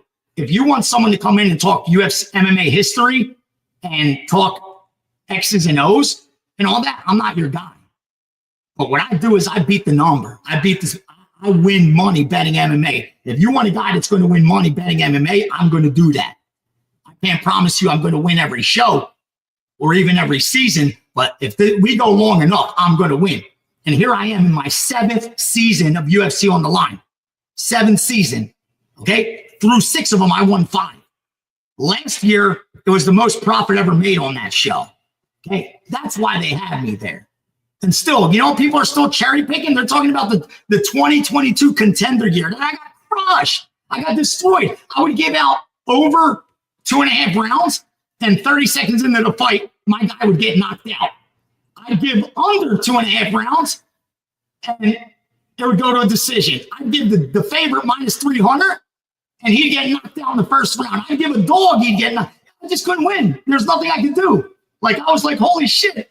I was getting so like frustrated. I was even nervous. And the producer was like, bro, chill. You've been with us this long. Like, that's going to happen. We already know this. Thank God that there's enough gamblers in the world, and especially over there, being here in Las Vegas, that they understood that that's going to happen. Like, what can you do? Like, over a 10-week period, anybody could win or lose. You could flip coins and end up crushing it. Or you could be the most skilled guy and end up losing. Thank God they realized that. And came back the following year and won. And still today, 2025, and people are still like, oh, he's the ultimate fade. He's the ultimate fade. I made so much money of fading him on the contender. Bro, grow the fuck up. They're all up there. They're on ESPN Plus. You can go back and look through every damn episode. You're talking about 2022, for God's sakes. Seriously. And again, I don't mind. You're always going to be able to find a losing segment. You're always going to be able to find it. Like, you're going to find a streak where I look absolutely terrible. I promise you that. Where you're going to look at a sample of bets and be like, dude, this guy doesn't know anything about sports. He's terrible. Because, again, in a random sample size, short term, anything could happen. But long term, very few people could win. That's the difference. In a long term, people start to shut up. When you start talking 3, 5, 8 years, you hear crickets, because very few people are able to win like that. So instead, they're going to cherry pick 2022. They can't cherry pick UFC on the line because, like I said, I won 5 of the last 5 of 6 seasons. Down this season so far, but sometimes the good horse has to come from behind. We've all watched the Kentucky Derby. The good horse ain't always coming in first. Sometimes you got to come in from behind. And on that show, I'm going to come in from behind. That's no problem at all. So let me get back here. You guys got me all riled up. Excited. I love this shit. I live for it. I'm built for this. This is what I was built to do. When you find your calling, it's like you're not, honestly, I work 7 days a week, even on vacation. Like, my family has to understand when we're on vacation and we'll go to the beach, I got to go upstairs for 2 hours. In the afternoon, when they're taking a nap, I got to go work for 3 hours. I got to go down to the sports book. That's the job. But I love what I do. So it's not like working for me. It's who I am. It's my passion. And I'm telling you this, off course, but find what you love. As crazy as it sounds, whatever it is, it could be this craziest thing. Find what you love, because you'll become great at it. And if you become great at it, you'll make a shitload of money. Maybe not in the beginning, but you will absolutely make a good living doing it, because you'll be the best at it. You could go be an attorney and not make a ton of money, because if you don't love being an attorney, you're not going to be the best attorney. You're not going to be in the top 1% of the world. But if you love being it, not only are you going to make a ton of money, but you're in an industry where the opportunity is there to make a ton of money. And thank God, I love what I do. So for me, it's not even work, but it's 365. Christmas, my family had to wait to unwrap gifts. They understood that. Thanksgiving, they knew we couldn't start, till later, because that's a work day. But the trade-off is I work from home. The trade-off is we could travel. If I have internet connection, I can work. So that's the trade-off. But I work 7 days a week. My subscribers will tell you, how many days off have I taken in the last 10 years? Not many, bro. Not many. So let's go ahead and fire on Stanford. I like this bet. I like Stanford. We're able to get 11 and a half. I'm going to put it out at 11. I'm going to put it out at 11. I see 11 and a half, so try to get 11 and a half. But let's go ahead and bet Stanford. Stanford plus the 11. I'll grade it at plus 11. We're going 3%, 0.75. So this is how I do it. I let my subscribers get it and bet it before I even do. Because I know we're going to move. Now, again, this we've already hit sometimes, unless it's coming in at that moment. But usually we're gonna move the number. We're gonna move the number. So let's get in there. Let's get in there and bet some Stanford Cardinals, baby. Let's go Stanford Cardinals. Energy level. It's the Uzo poll. What's funny is I hate when people are like, "Oh, dude, he's so wired. How's the crystal meth?" Bro, I'm 50 years old. I'd be afraid to. Trust me. I came here in Vegas when I was 25. And that was a time where sex was safe and drugs were good for you. So I'm not telling you I didn't party. Ace knows how to party. But crystal, and the worst is when they say crystal meth.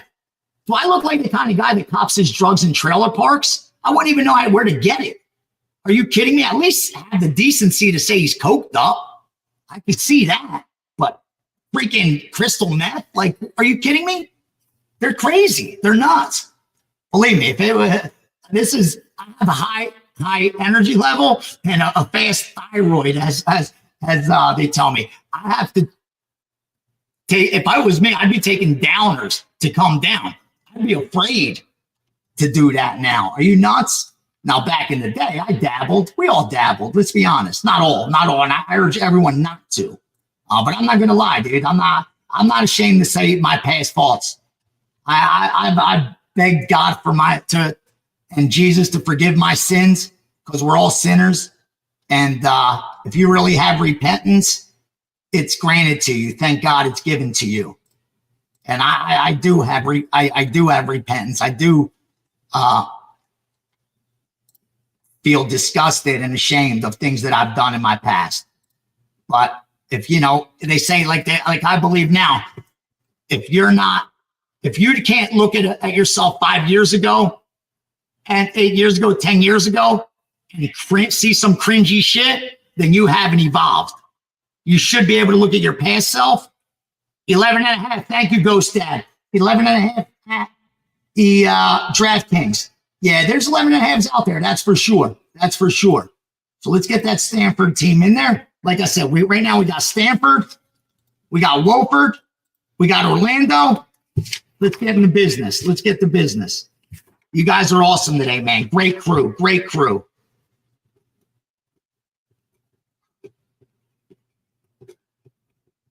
All right, on to the next one. On to the next one.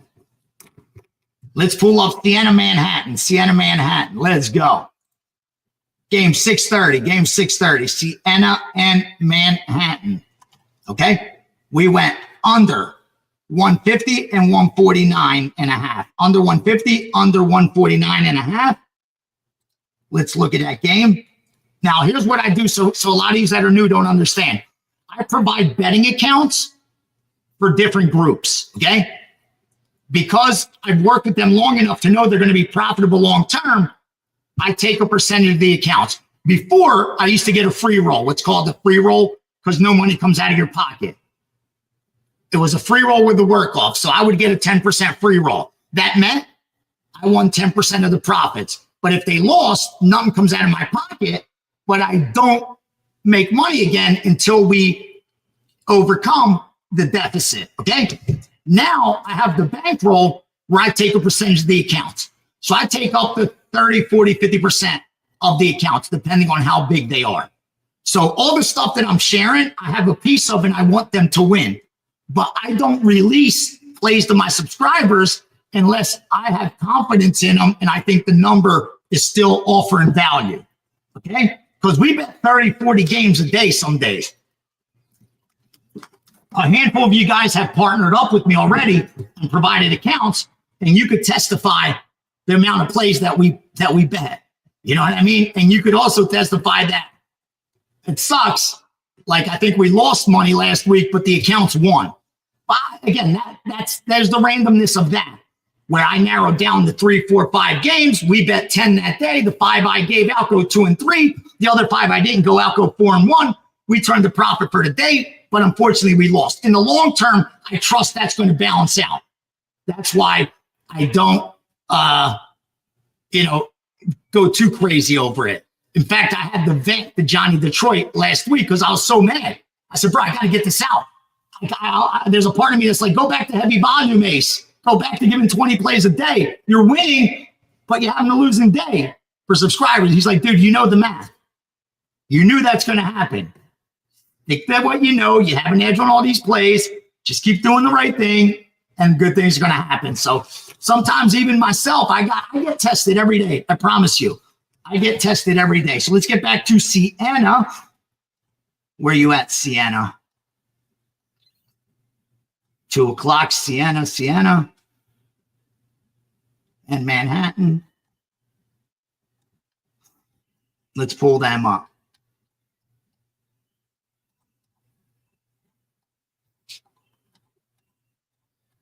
All right, here we go. Oh, Manhattan's getting a ton of money from the betting public. I have a screen, I have some logins and passwords to a couple big books that I grew up with, I'm friends with.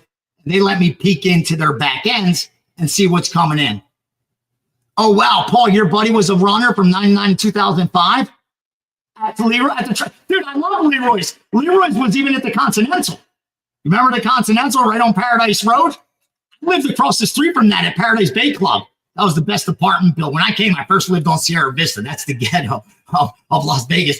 I didn't know it was the ghetto till I was working at a pizza store also. And the delivery driver drove me home. And he's like, dude, how the hell do you live here? And I'm like, what are you talking about? He's like, bro, this is the ghetto. I'm like, dude, it looks like Philly to me. I didn't even know better. And he's like, bro, don't you see there's like a crackhead down the street? I'm like, yeah, that's like normal. That was Philadelphia. But anyway, eventually I started making some money, became a runner like your boy did, and I got to live in nicer places. Yeah, dude, that's how it worked, Paul. My route was, I was Stardust. I could run across the street to the Riviera, and then up the street to the Desert Inn, and then the Frontier. Then they had someone else who did Treasure Island, Mirage, Caesar's Palace.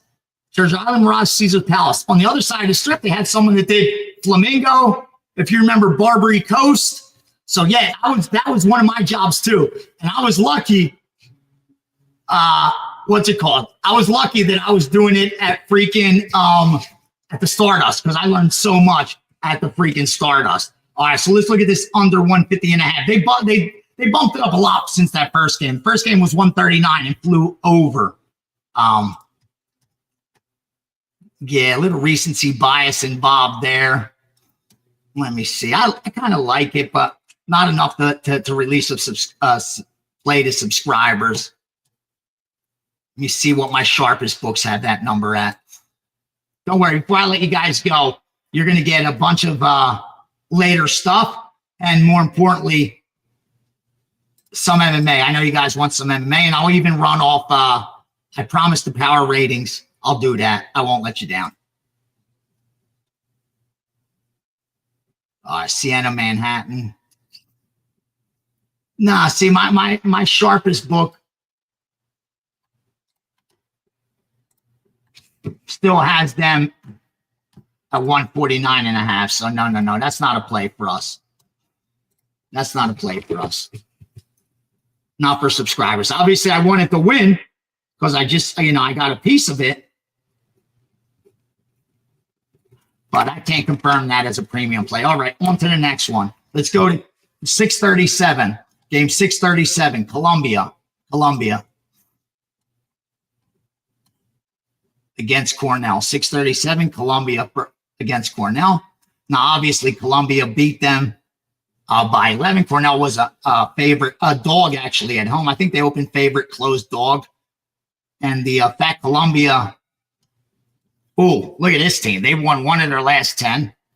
They haven't covered in 10 straight. And you got Cornell red hot. How's this line not higher? I'll tell you why. Because we bet game 637, Columbia plus the 10 and a half and the 10. Let's take them as well. Let's take a little Columbia. I like Columbia. Game 637. Let's go 3%. That means 0.75. Let's take Columbia. Take the 10 on Columbia. The 10 on Columbia. Game 637. Plus 10, plus 10.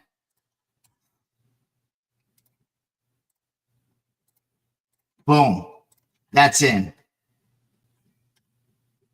Let me see if I can get a 10 and a half with some of these guys. 10 and a half. Come on, give me 10 and a half. Oh, my sharp book's got 9 and a half. With the plus at minus 113. That's what we want to see, baby. That's what we want to see. Respect. All right, Columbia plus the 10.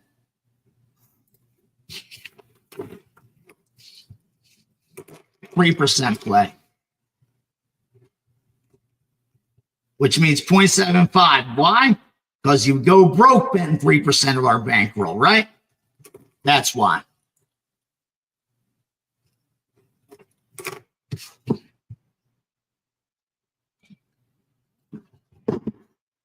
My man, good number, 10 and a half. Good number, 10 and a half. Paul, the Barbary Coast, was that not the spot? They have a good restaurant there at Giada's right now. I don't even know. I forget. I think it's the Horseshoe. It's called the Horseshoe now. How disrespectful. Bro, the Horseshoe is where Archie the Greek started his run. You guys know the story, right? You got to know Archie the Greek story. I met him multiple times here. Great guy. Great guy. When I had come here, he already had lost his fortune. I came in 96, and I think he lost it by about 9. I came summer 96, close to 97. I think he had lost his fortune probably months to a year before that. This is a gentleman who had $50, borrowed 10 grand from an Asian guy he knew that lent him the money. My man turned that $10,000 and $50. A lot of people say he started with $50. He didn't. He told me the story. He said, I also got 10,000 by an Asian guy that I used to gamble with that said, I'll front you. I'll post you and break me off on profits. Anyway, Archie took $10,000 and $50, okay, and turned it into $40 million. That's not a lie. That's not bullshit. That is fact. If you Google it, it's got to be written somewhere that it's factual. He did that over 2 years, he told me. He started in 1992, and by the mid to end 1994, he had $40 million won. Most of it, a lot of it, the horseshoe. In fact, he changed the law, not the law, the rules of craps. If you guys remember, any crap players out there, you remember you could get 100 times odds. You could get 50 times odds on your pass line bet. Try to get 10 times odds now. You can't. Go on the strip. They're giving 2 times, 3 times, 4 times odds, 5 times odds if you're lucky. They're not even giving that. Why? Because it's a even money bet. It's one of the few bets, actually you even have an edge on some numbers, that you have an edge on the casino.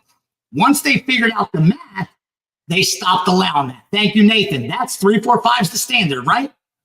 When I came out here, there was still 100x odds. In fact, some places to market were saying 200 times odds, but on like the dollar tables, $5 table, $10 table max. So they would give 200 times odds where you could bet $1 on the pass line and then 200 behind. Okay. Now, if you're betting $1 on the pass line, you can't put more than $5 behind. Well, Archie took that $10,050 and turned it into $40 freaking million. He was gambling. And we know what happens when you gamble. Unless you stop, we know what happens, right? The house is always going to get their money back. The person with the edge is always going to get their money back. Now, real quick, I want you to learn this. This is the most important thing about bankroll. Remember, there's 2 pieces of a bankroll. One is your bankroll. One is your bet size. This could change. This is allowed to change your bankroll because it's going to go up and down in your life. You're going to add to it if you get a side gig.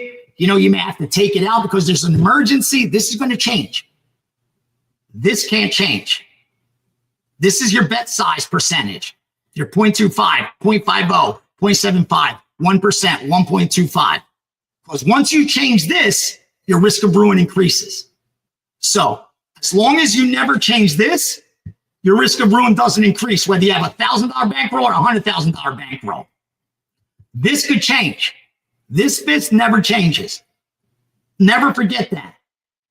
Base your bets on your bankroll percentage. Bottom line. That's the biggest takeaway you should get from the time we spent together today. There's nothing more important than that you have 2 pieces of the same puzzle if you want to become a profitable sports bettor. One is your bankroll. The other is your bet size in relation to your bankroll. This can't change. You never go above 1.25%. In fact, most should never go above 1%. They should stick to about 0.5%, maybe 1%. So this doesn't change. If you're betting 1% of your bankroll, and you got $1,000, you're betting $10. If you got $10,000, you're betting $100. You got $100,000, you're betting $1,000. See, this doesn't change. This is still 1%. This changes. This changes. Do that, and you're going to be just fine. Now let's get past the 2 o'clock games. I'll give you the rundown as far as what I have for power ratings. I'll give you MMA as well, and then I'll get you guys out of here because I know you got a long day. More importantly, I got a lot of stuff to do. I still owe my subscribers some late information, some nighttime games, and the late MMA stuff that we always get 2 hours before fight time. But let's get these 2 o'clocks. I promised those. So let's get that all out of the way. Because I know I got a couple of those. Because you got to remember, that stuff will just keep coming in. Yes, Paul, you're increasing bet size because your bankroll's increasing, not because your percentage of bankroll's increasing. You're still betting, let's say 1%, but now it's a bigger bet because it's 1% of $1,000, not 1% of $500. But it's that 1% that can't change. You do that, Paul, you'll make some money. You'll make, as long as you have good information, winning information, you'll make some money. I promise you that. And even better, during those cold runs, you'll be fine. You'll survive it. And you'll know it's just a matter of time, like Blackjack table. I know it's just a matter of time. In the beginning, my girl would get frustrated because she thought that I could, I'm telling her, I can't see the cards behind. I don't have x-ray vision. And if the count's not there, I can't bet higher because we go through 5, 6, 7, 8 shoes with never really increasing our bet size. She'd be like, what are we doing here? Say, patience. Well, this is a game of patience. When we see enough hands and when we have the proper time, that's when we'll shove. Don't worry, we'll shove.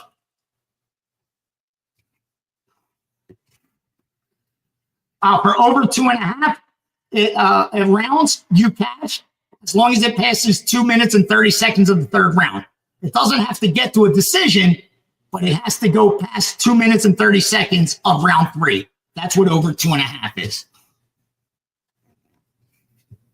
Sir Bets-A-Lot. Love the name. Love the name. Posse on Broadway, baby. One of the best songs ever written if you had a good stereo system. Back in the day, if you had a kicker box in your trunk, one of those kickers, you remember those boxes, and a bunch of amps, you knew Posse on Broadway was one of the best. The bass on Posse on Broadway, that's how you show off your system. All right, let's get to 633. We got Yale and we got Dartmouth. Yale, Dartmouth.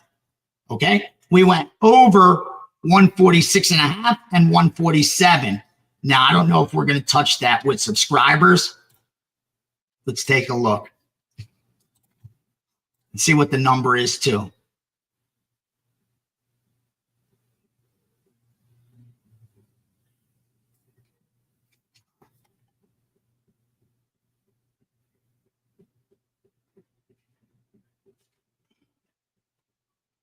Yale Browns. All right, they're still 46.5 and 47. So what happened there? Okay, got bet down overnight and get bet back up. All right. First game, they've only put up 132. They haven't adjusted the total much at all from there. Ooh, a little recency bias.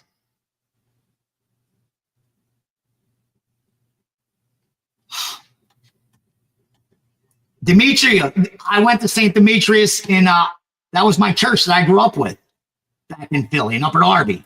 Ios Demetrios, baby. Doesn't get better than that. St. D's. I loved St. D's. Okay. We bet over. Again, I gotta stay very disciplined for my subscribers. So I'm not gonna release that as a premium play. But for those of you that aren't subscribers that like that side, that would be a 3%. That would be a 3%. So that would be a 0.75. If I release that, I release it at 0.75. I would look to go over 147. I would look to go over, like I said, 147 is the number I'd look to go over.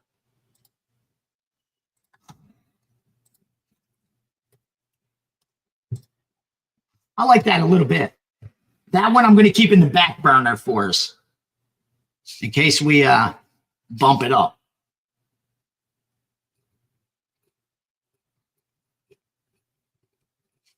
Let's make some money today. When the dust settles, let's be up. I got some late games for you guys. I got Valpo Bradley game. I got Wofford East Tennessee. I got some shit for us, boy.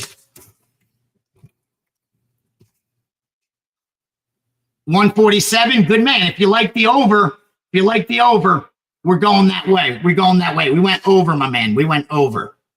All right. I think we got the 2s out of the way. I think we got the 2 o'clocks out of the way. Let me give you one 2:30 game too. Why not? You guys have been good today.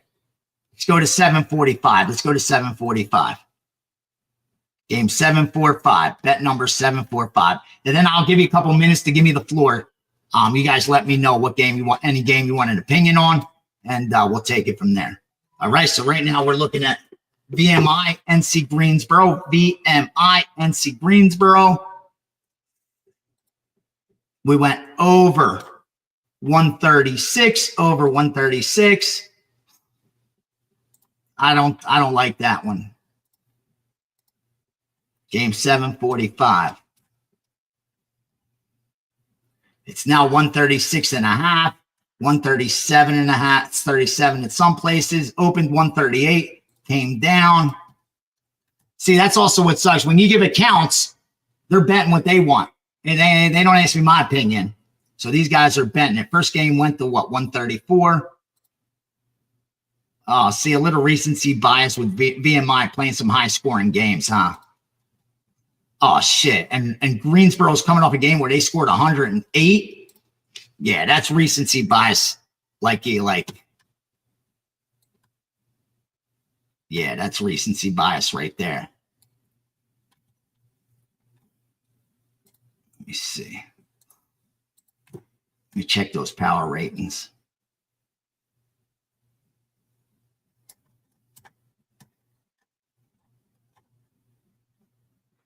He's got 37.5. Juice to the over. Okay, that's a sharp book. That's a good sign, at least for my accounts.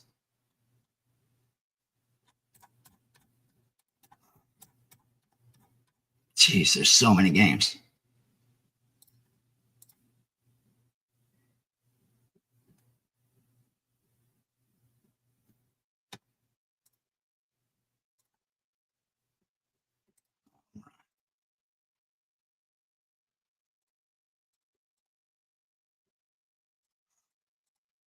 The worst thing is sometimes I'll make a mistake. I hate it. And I'll over bet. And then I have to go back and buy it back and all that bullshit. It's the worst. This is the last 2:30 games. So my subscribers, you guys will know the stuff I'm going to be sending comes from noon and past, 3 p.m. Eastern and past. So this is the last 2:30 game we're going to take a look at. And then, like I said, we're going to cover the other stuff next. So we're good. We're good. All right. So go down to 306-542, 306-542. That's Big South Conference. And we're going to look at Winthrop and NC Asheville. Winthrop, NC Asheville.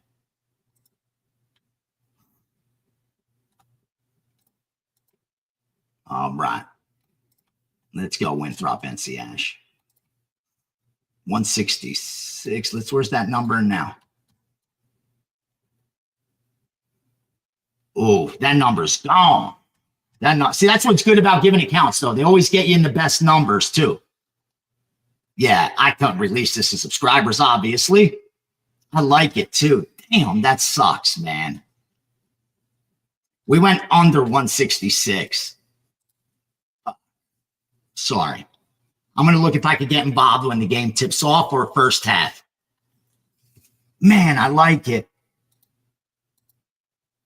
It fits all the criteria, man. But how am I going to go? I can't go under 166. Let me see what the best number I could get. Damn. This was a good bet. Good bet.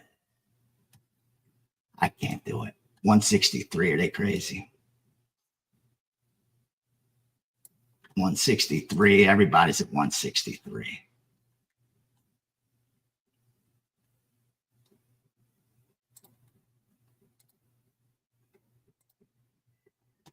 Wow. I'm hoping we could get into it live. Let me put a note for myself. Let me put a note. Sorry.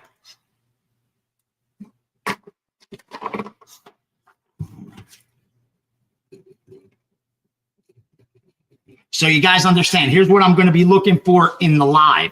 I'm going to be looking for a number that allows me to get close to that 166, under 166 number. Hopefully, they come out and they start scoring early. We get some high scoring early, and we get a good number to go under. Now, obviously, I can't send that out to subscribers because it's so time sensitive. We don't give out live stuff or second halves. But you can know I'm looking to bet it. I already have it with the groups because I give them a percentage of the account, obviously. So I already have that bet. But, damn, I liked it too. That's a 2:30 game. 11:30 my time. Okay. Let me give you some power ratings really quick. Let me give you some of these power ratings, okay? We got Duke number one. My man's got Duke at the top. And he thinks Duke is better than every other team in the country by about 3 points. Yeah, he thinks they're better by 3 points, better than anybody else. That I could share what he thinks as far as points. Here's his list. I'm going to give you his top 10. I'm going to give you his top 10. Okay? He's got Duke number 1, Auburn number 2, no surprise, okay? He's got Florida right behind Auburn, and then followed by Houston, okay? I know Ken Palm has Tennessee, number 5. My man doesn't. My man's got Tennessee. My man's got them 9th. My man's got Tennessee 9th, okay? Let me look at some that he's got that are out. Another one. Ken Palm has Texas Tech top 7. My man's got them 10th. Who else? Ken Palm's got Wisconsin top 10. My guy got Wisconsin barely top 20, barely in the top 20. So that's one of those teams that are going to look to be overvalued. Let's look for overvalued on Wisconsin. Let's see if we could find out another team. Michigan State. Ken Palm has top 10. My guy has them barely cracking the top 15. Ken Palm's got him 9th. I know a lot of the odds makers look at Ken Palm numbers. Now, let me see who else is a little overvalued, undervalued there. 6, 7, 8.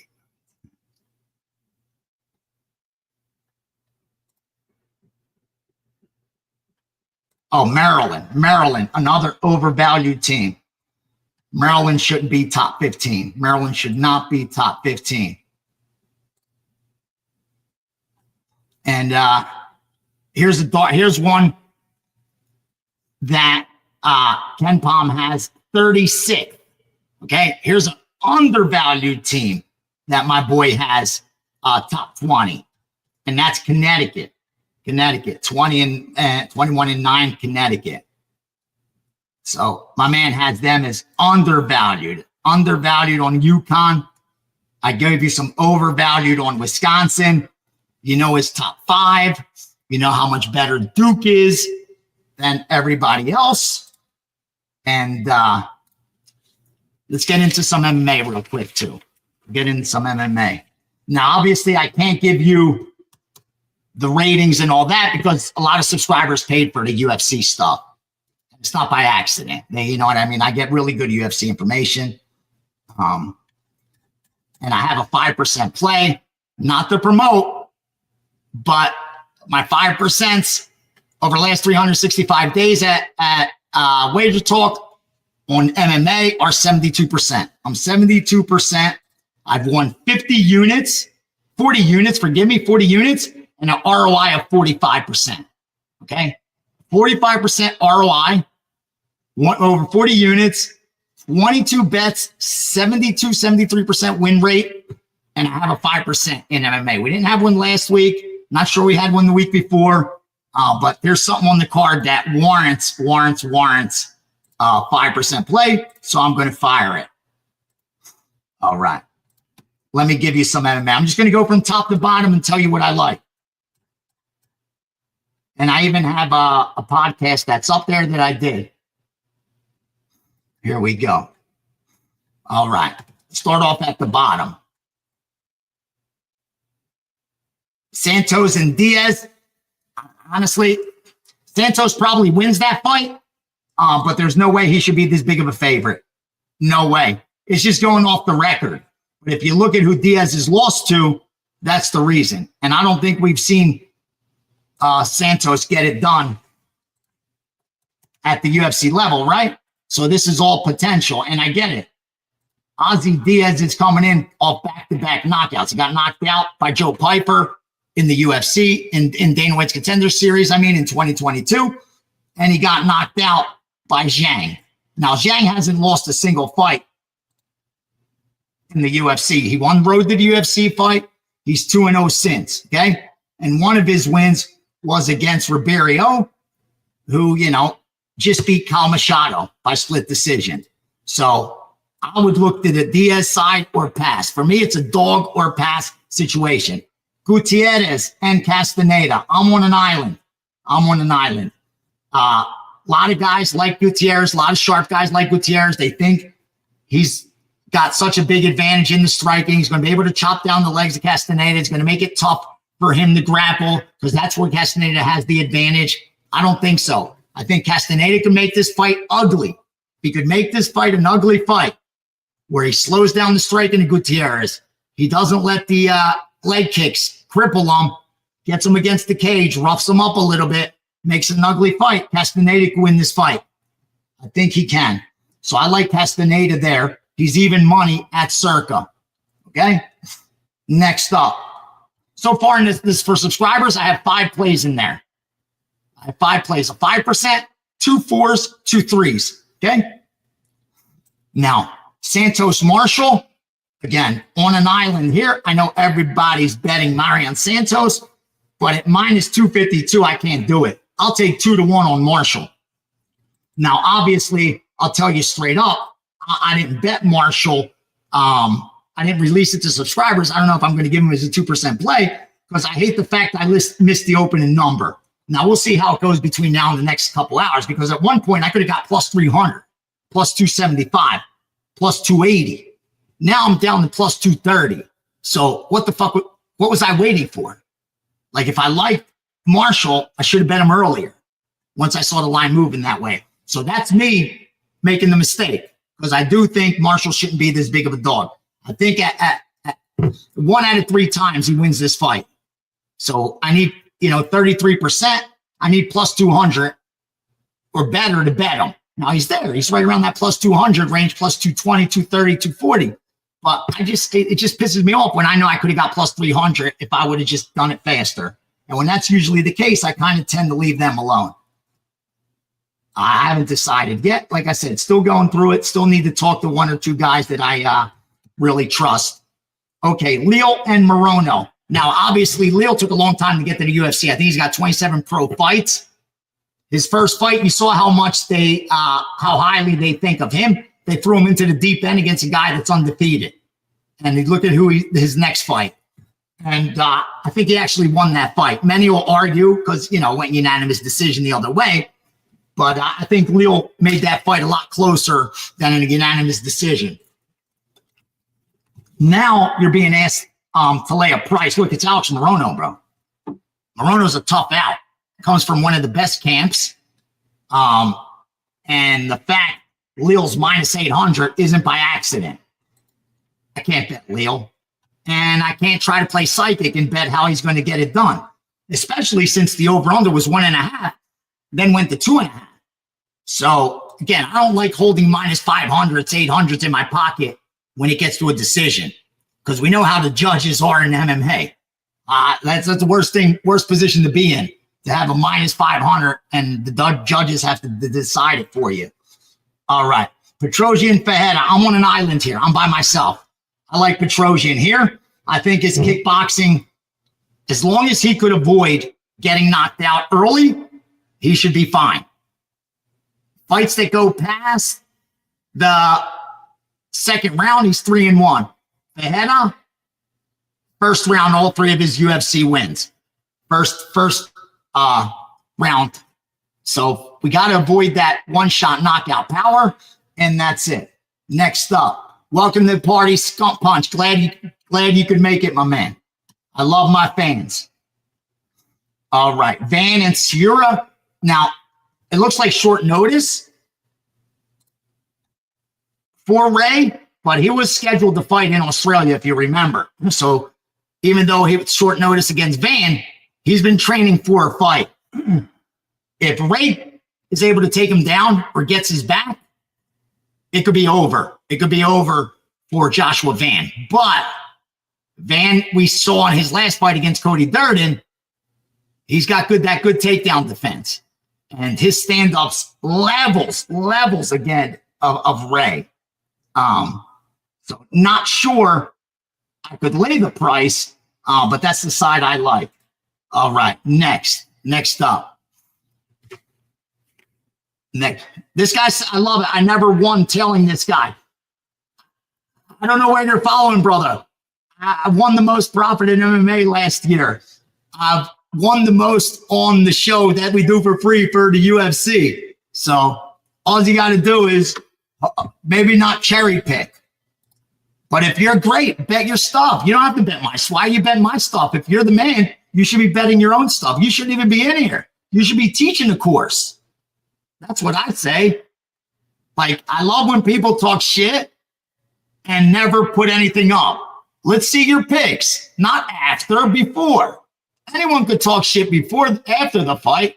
Show me your picks before the fight. Let's document your picks before the fight. Better yet, come to social media, Greek_gambler, put your bet tickets up. I'll give you your props. It's that easy, bro. If you win, I'll follow you. That's what I do for a living. That's what I do for a living. I look for winning bettors. I move for winning bettors. Look, you guys know Andrew Gombis, winning MMA guy, originator. I bet for him. Why? Because I know he wins long term. If you win long term, Skunk Punch, I'll bet your stuff. I'll free roll you. That's what I do with the guys that I take their that I trust they win long term. I free roll them. I give them 500 to play, 1,000 to play, because I want their information first. So prove to me you win, brother. There you go, Greek_gambler. Just put your bet tickets up, my man, and show me. Don't tell me, show me.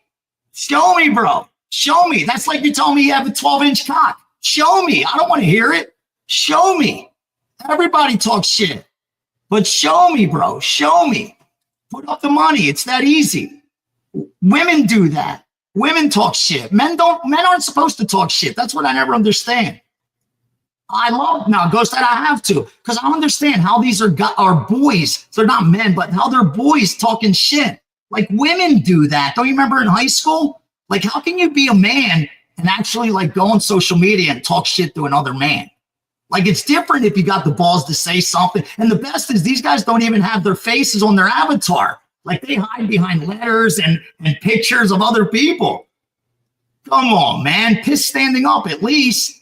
At least you could do is piss standing up. Have some conviction. Have some balls. You'll be wrong. I'm wrong all the time.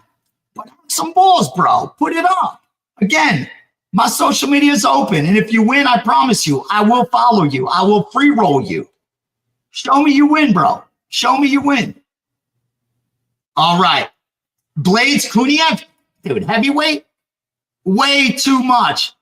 Way too much money for Blades. Kuniev's danger. I love you, Vegas handicapper. I love you too, brother. I'm like, damn, I owe you $250,000 from 2008. I must be sitting on $250 million by now if I flipped it like that. I wish. I don't wish I took you for that. You know that. But shit, I wish I had that kind of scam going. Blades Kuniev, like I said, heavyweight, too much randomness involved at heavyweight to lay that kind of price on Blades. Now, Blades usually, this is the kind of guys he beats. You know what I mean? He just can't beat the top 3 guys in heavyweight, but he beats anybody else. But Kuniev, I don't know. Here in the UFC, where he can't be juiced up, you guys know how that no contest. Like, I don't know how he's going to look. But it's a dog or pass situation. I wouldn't bet on Blades. Now, Hoofy and Green, the problem, Bobby Green's live dog. You got to give him his respect. Well, King Green now. Give him his respect. But when you're a fighter whose greatest asset is your speed, that's what's going to go first. Before the power, the speed goes. And if you're a guy that keeps his hands down and that's how you avoid punches, it gets harder and harder to do that. And against someone like Hoofy, that's going to be a problem.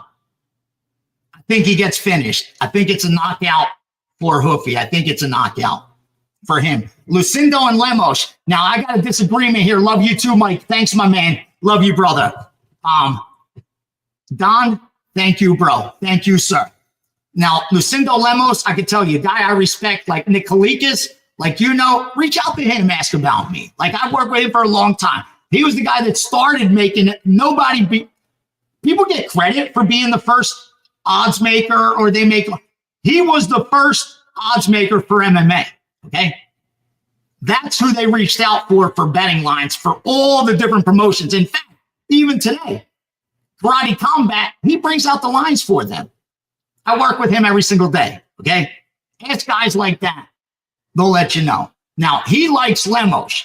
He says Lucindo shouldn't be this big of a favorite against Lemos. In fact, he thinks Lemos should even possibly be a slight favorite. And she opened the favorite in this fight. So as an odds maker, he's right. He's right. I just think Lucindo, she will continue to improve leaps and bounds because of her age.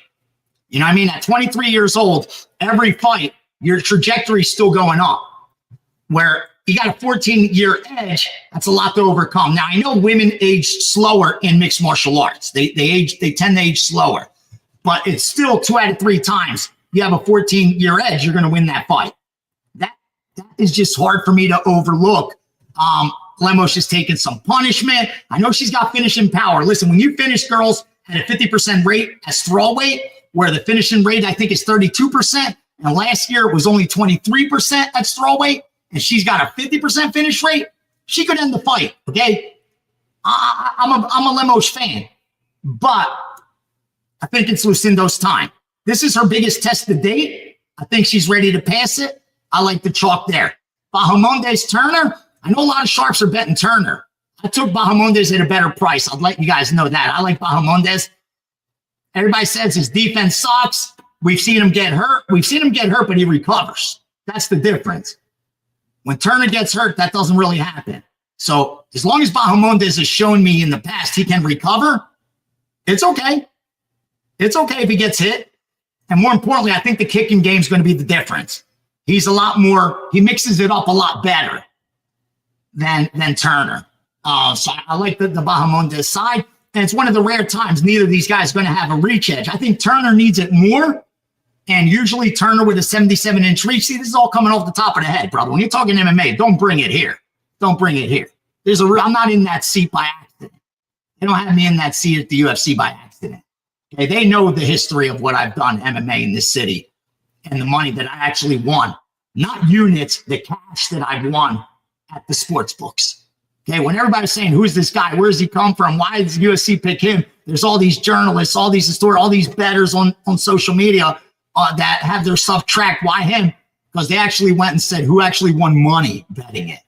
And I made my money betting MMA over the last decade. That much you could be assured of. So I like Bahamondes there. Gaethje Fiziev, tough fight.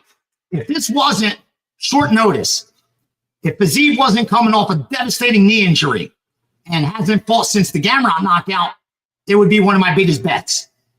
I would take Fiziev here because he's going to have the power. And if you stand in front of him, he's going to do some damage. Now, Gaethje coming off that devastating knockout at the hands of Holloway, it's hard to recover from stuff like that. It's really hard to recover from things like that. And he was already training for a stand-up fight with Hooker, so it's not a big change for him. That's what makes it more difficult. But I think Fiziev, I know for a fact he's been wanting to go for the last 4 months. He's been asking the UFC for a fight for the last 4+ months. So he's ready to go. I think the knee's ready to go. And in a rematch, I gotta like the Fiziev. Now, usually the winner of the first, I look for reasons to back him in the second. Here's the final kicker on why I like Fiziev. Because Gaethje, in the first fight, Fiziev opened -275, closed -250. Okay? We, the market, decide where it closes. So even though Fiziev opened 275 and Gaethje's a big fan favorite, Fiziev only moved down to -250, okay? Now, the line now is over a double-digit difference in implied win probability. What changed from one guy expected to win, let's say, 70% of the time to now only winning 60% of the time? Is it because Gaethje beat him last time? He beat him by majority decision. Fiziev outlanded him in 2 or 3 rounds. Gaethje had 1 takedown, but he attempted 3 of them. And that 1 takedown, he controlled him for only 5 seconds and didn't land a single strike. So I like Fiziev there. I like Fiziev. And finally, in the main event, there's nobody on this right now that's gotten rich betting against Beheada. Nobody has. And the sharp guys, if you watch UFC on the line, Nick Kalikas shared it as well. The sharps have bet against Beheada in their last 2 fights, in his last 2 fights. which is obvious if you look at the line move, right? They bet against him with Roundtree. They bet against him with Prohashka. They bet against him with Hill. And what did he do? Knockout, knockout, knockout with back-to-back performance bonuses. So it is tough to fade Behera. With all that said, Ankalaev has the skill set. Like, this is the toughest matchup skill set wise, where now people are going to say Jan Blachowicz was also had the wrestling pedigree. No. Jan Blachowicz takes you down and controls you. He doesn't ground. He doesn't smash, like they say. Ankalaev takes you down and smashes. That's the difference. If he takes you down, he's ground and pounding you to death. That is the difference maker. Now, did he take Behera down? That's a big question mark. Not too many people have been able to do that. But the average closing line, Behera's never been an underdog in the UFC. He's been favored every single fight. I think he's 12-1-1. The average closing line has been about minus 450, minus 475. Okay. I would have loved him as a dog at a plus money. Let me see where it's at right now. Okay. Minus 105. I would have loved him as a dog. If you look at Odds Logic. If you go to OL, again, get the free link. You get a free week. Just check it out on my page at Wager Talk. And here's what else I'm going to do. Make sure you go back there. I promise you, I'll put up a free play for tonight's college basketball. I'll put up a free play that's a premium play for tonight's college basketball. Something that I'm going to send to subscribers. I'm going to also put it as a free play. It'll be on my page. So I'll do that for you spending all your time here with me. Every time it went to plus money, it got bought up. Now, we know a week ago, there's nobody betting MMA unless they're pretty sharp, right? Like most recreational bettors aren't tying up their money a week in advance, 10 days in advance. They're betting day by day. They're not going to tie up their bankroll. So we know a lot of sharp money came in on Ankalaev anytime he was plus. I agree with that. I like the Ankalaev side. I think he gets it done. He has the skill set, slight age advantage as well that I like. And he's not a fish out of water when it comes to the stand-up. I know you don't want to stand and bang with Behera, but if you look at the knockdown rate, identical. If you look at the knockdown ratio, identical. So he's dropped just as many guys. Now, I got a question before I get you guys out of here. Lakers, Celtics, NBA. Let me tell you what I got there. We didn't bet it. I don't have anybody that bet it from God. Oh, wait. Yes, I do. Hold on. I'm part of this instant messaging with other runners, and we share each other's stuff. Like when my stuff comes in, I put it up there. They put their stuff up there. Then we're able to compare because sometimes they're going against each other. You know what I mean? And I want to know if another winning group, because there's so few of them, is opposite the guys I'm working with because people have different opinions. Here's what I could tell you. He gave me Celtics. He gave me the Celtics. Let me look at what number these guys betted at. I got to scroll back on that instant messaging. Okay, they bet them at minus 6.5 and 7. So they took Boston at minus 6.5 and 7. And small bet on the over. I think that's just a numbers game when it went down to 22, 26.5, back to 27.5. I wouldn't mess with it. But they do like the Celtics. I just looked at it real quick. I like the Celtics as well. I like Boston in that game. Wow. I may look to bet it. We'll see. We'll see. Now, someone asked NHL before we go. I got you. Let me tell you what sticks out for me. I haven't bet anything, so all I can tell you is what sticks out. Thank you, Rose. You are the man, bro. If you're doing anything with me, send an email to Wager Talk. Attention, Johnny Detroit, and make sure they give you a discount, bro. Make sure they give you a discount. You're the man, bro. You're the man. Thank you, sir. You've been urging for the like button, and I appreciate you, bro, more than I can tell you. I appreciate you. Okay, Tampa, Boston. I think I got an opinion here. This game's going off at noon. Let's see. Not too much. I like the under a little bit, not enough to bet it. Let me see what does stick out, though. Oh, wait, this one, yes. Under Buffalo, Florida. Buffalo, Florida, under under 6. If you can get plus money, I think it's a decent bet. I think it's a coin flip whether it goes over 6. So if you could even get plus 101, I think you're getting the best of it. Plus 105, you're getting even more the best of it. So plus money on the under Buffalo, Florida. I think you'll do okay. What else? I don't like Colorado. The public's crushing Colorado. And the books I'm looking in the back, it's all Colorado. They're betting Colorado like they have tomorrow's newspaper. I don't know why. The favorites you expected, like you expect them to all be betting LA. That's what they're doing. They're all in LA. They're all in Nashville. That you expect. They're minus 200 favorites.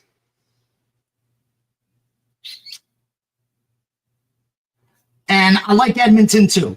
I like Edmonton also. The problem with Edmonton though is I think it looks like there's some sharp money against them.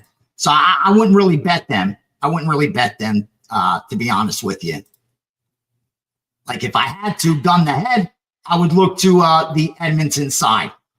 Gun the head only, I would look to Edmonton side. But otherwise, I think under Buffalo, Florida, if I had to pick a best bet, I would go under. I would look to go under in Buffalo and Florida.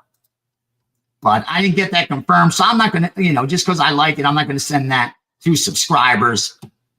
And I see why. They scored 7 in their goal. Oh, and yeah, Buffalo coming off a 5-goal game. And that's why. You have some recency bias. I like the under there. All right, one more. And let's go 6:30 for Joey DeShara. It's a nice Irish name. Nah, just kidding. It's not everybody I grew up with in South Philly has a last name like you, my man. I love it. Good people, the Italians. I went to school with a lot of Italians. There was like Greeks in a couple streets, and then a couple streets was Italians. Down more streets were Irish. It was all segregated back in Philly, but the kids all got along. That was what was beautiful. At least when I was growing up. It's not like that now, I don't think. 643, 44, 43. Oh, Alabama, Auburn. Yeah, someone asked about that before. Tough game, man. Let me see if I can give you anything.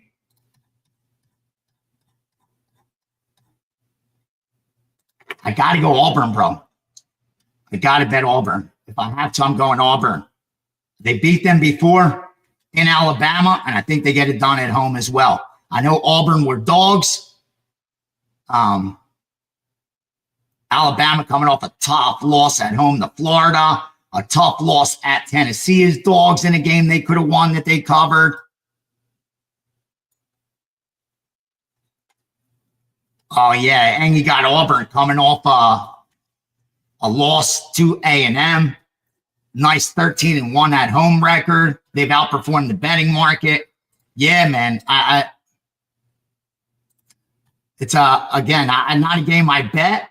So if you have you like another side, I don't want to talk you off a winner by any stretch. But since you asked, I would buy the half a point because it's -7, -105 everywhere. At -7.5, -105, I would take it down to -7, -115. I would look to bet -7, -115. I think that's a decent bet. Obviously, we don't tease college basketball. I think the money line -330 is a little bit high. I think if you could get -300 or less, I would look towards the money line. I think they do win this game, 3 out of 4 times at home. They don't lose outright. So in that case, having such a strong home court advantage, and when I look at the history of those two, when it's at Auburn, I don't see Alabama really beating them at Auburn since 2020 at least. Auburn's beaten them every time at home. Yeah, I would look to bet anything -300 or better. I'd look to bet the money line if I found it on Auburn.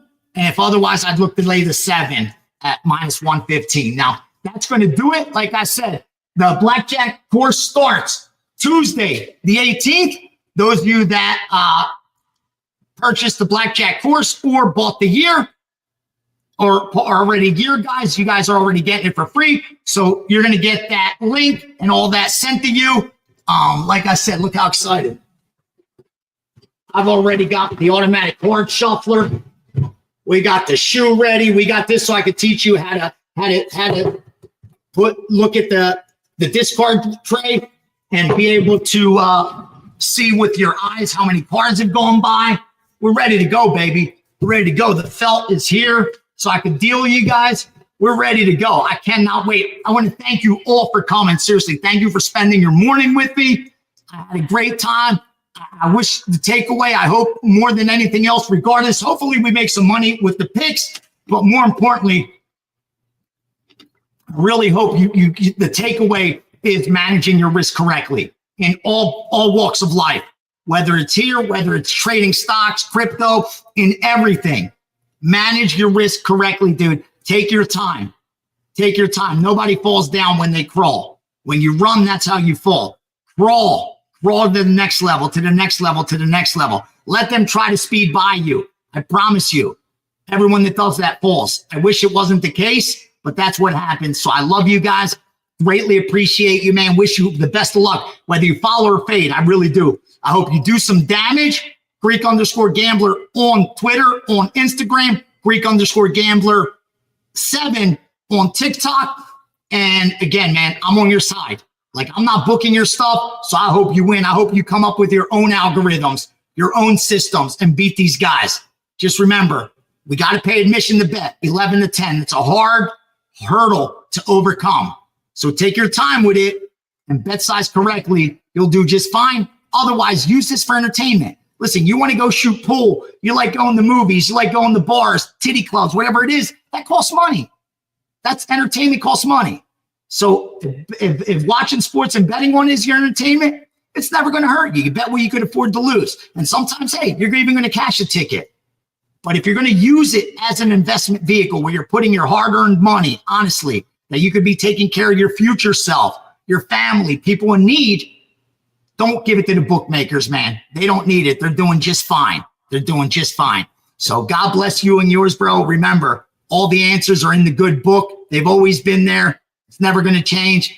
And I really do appreciate you guys. Thank you so much. This was awesome.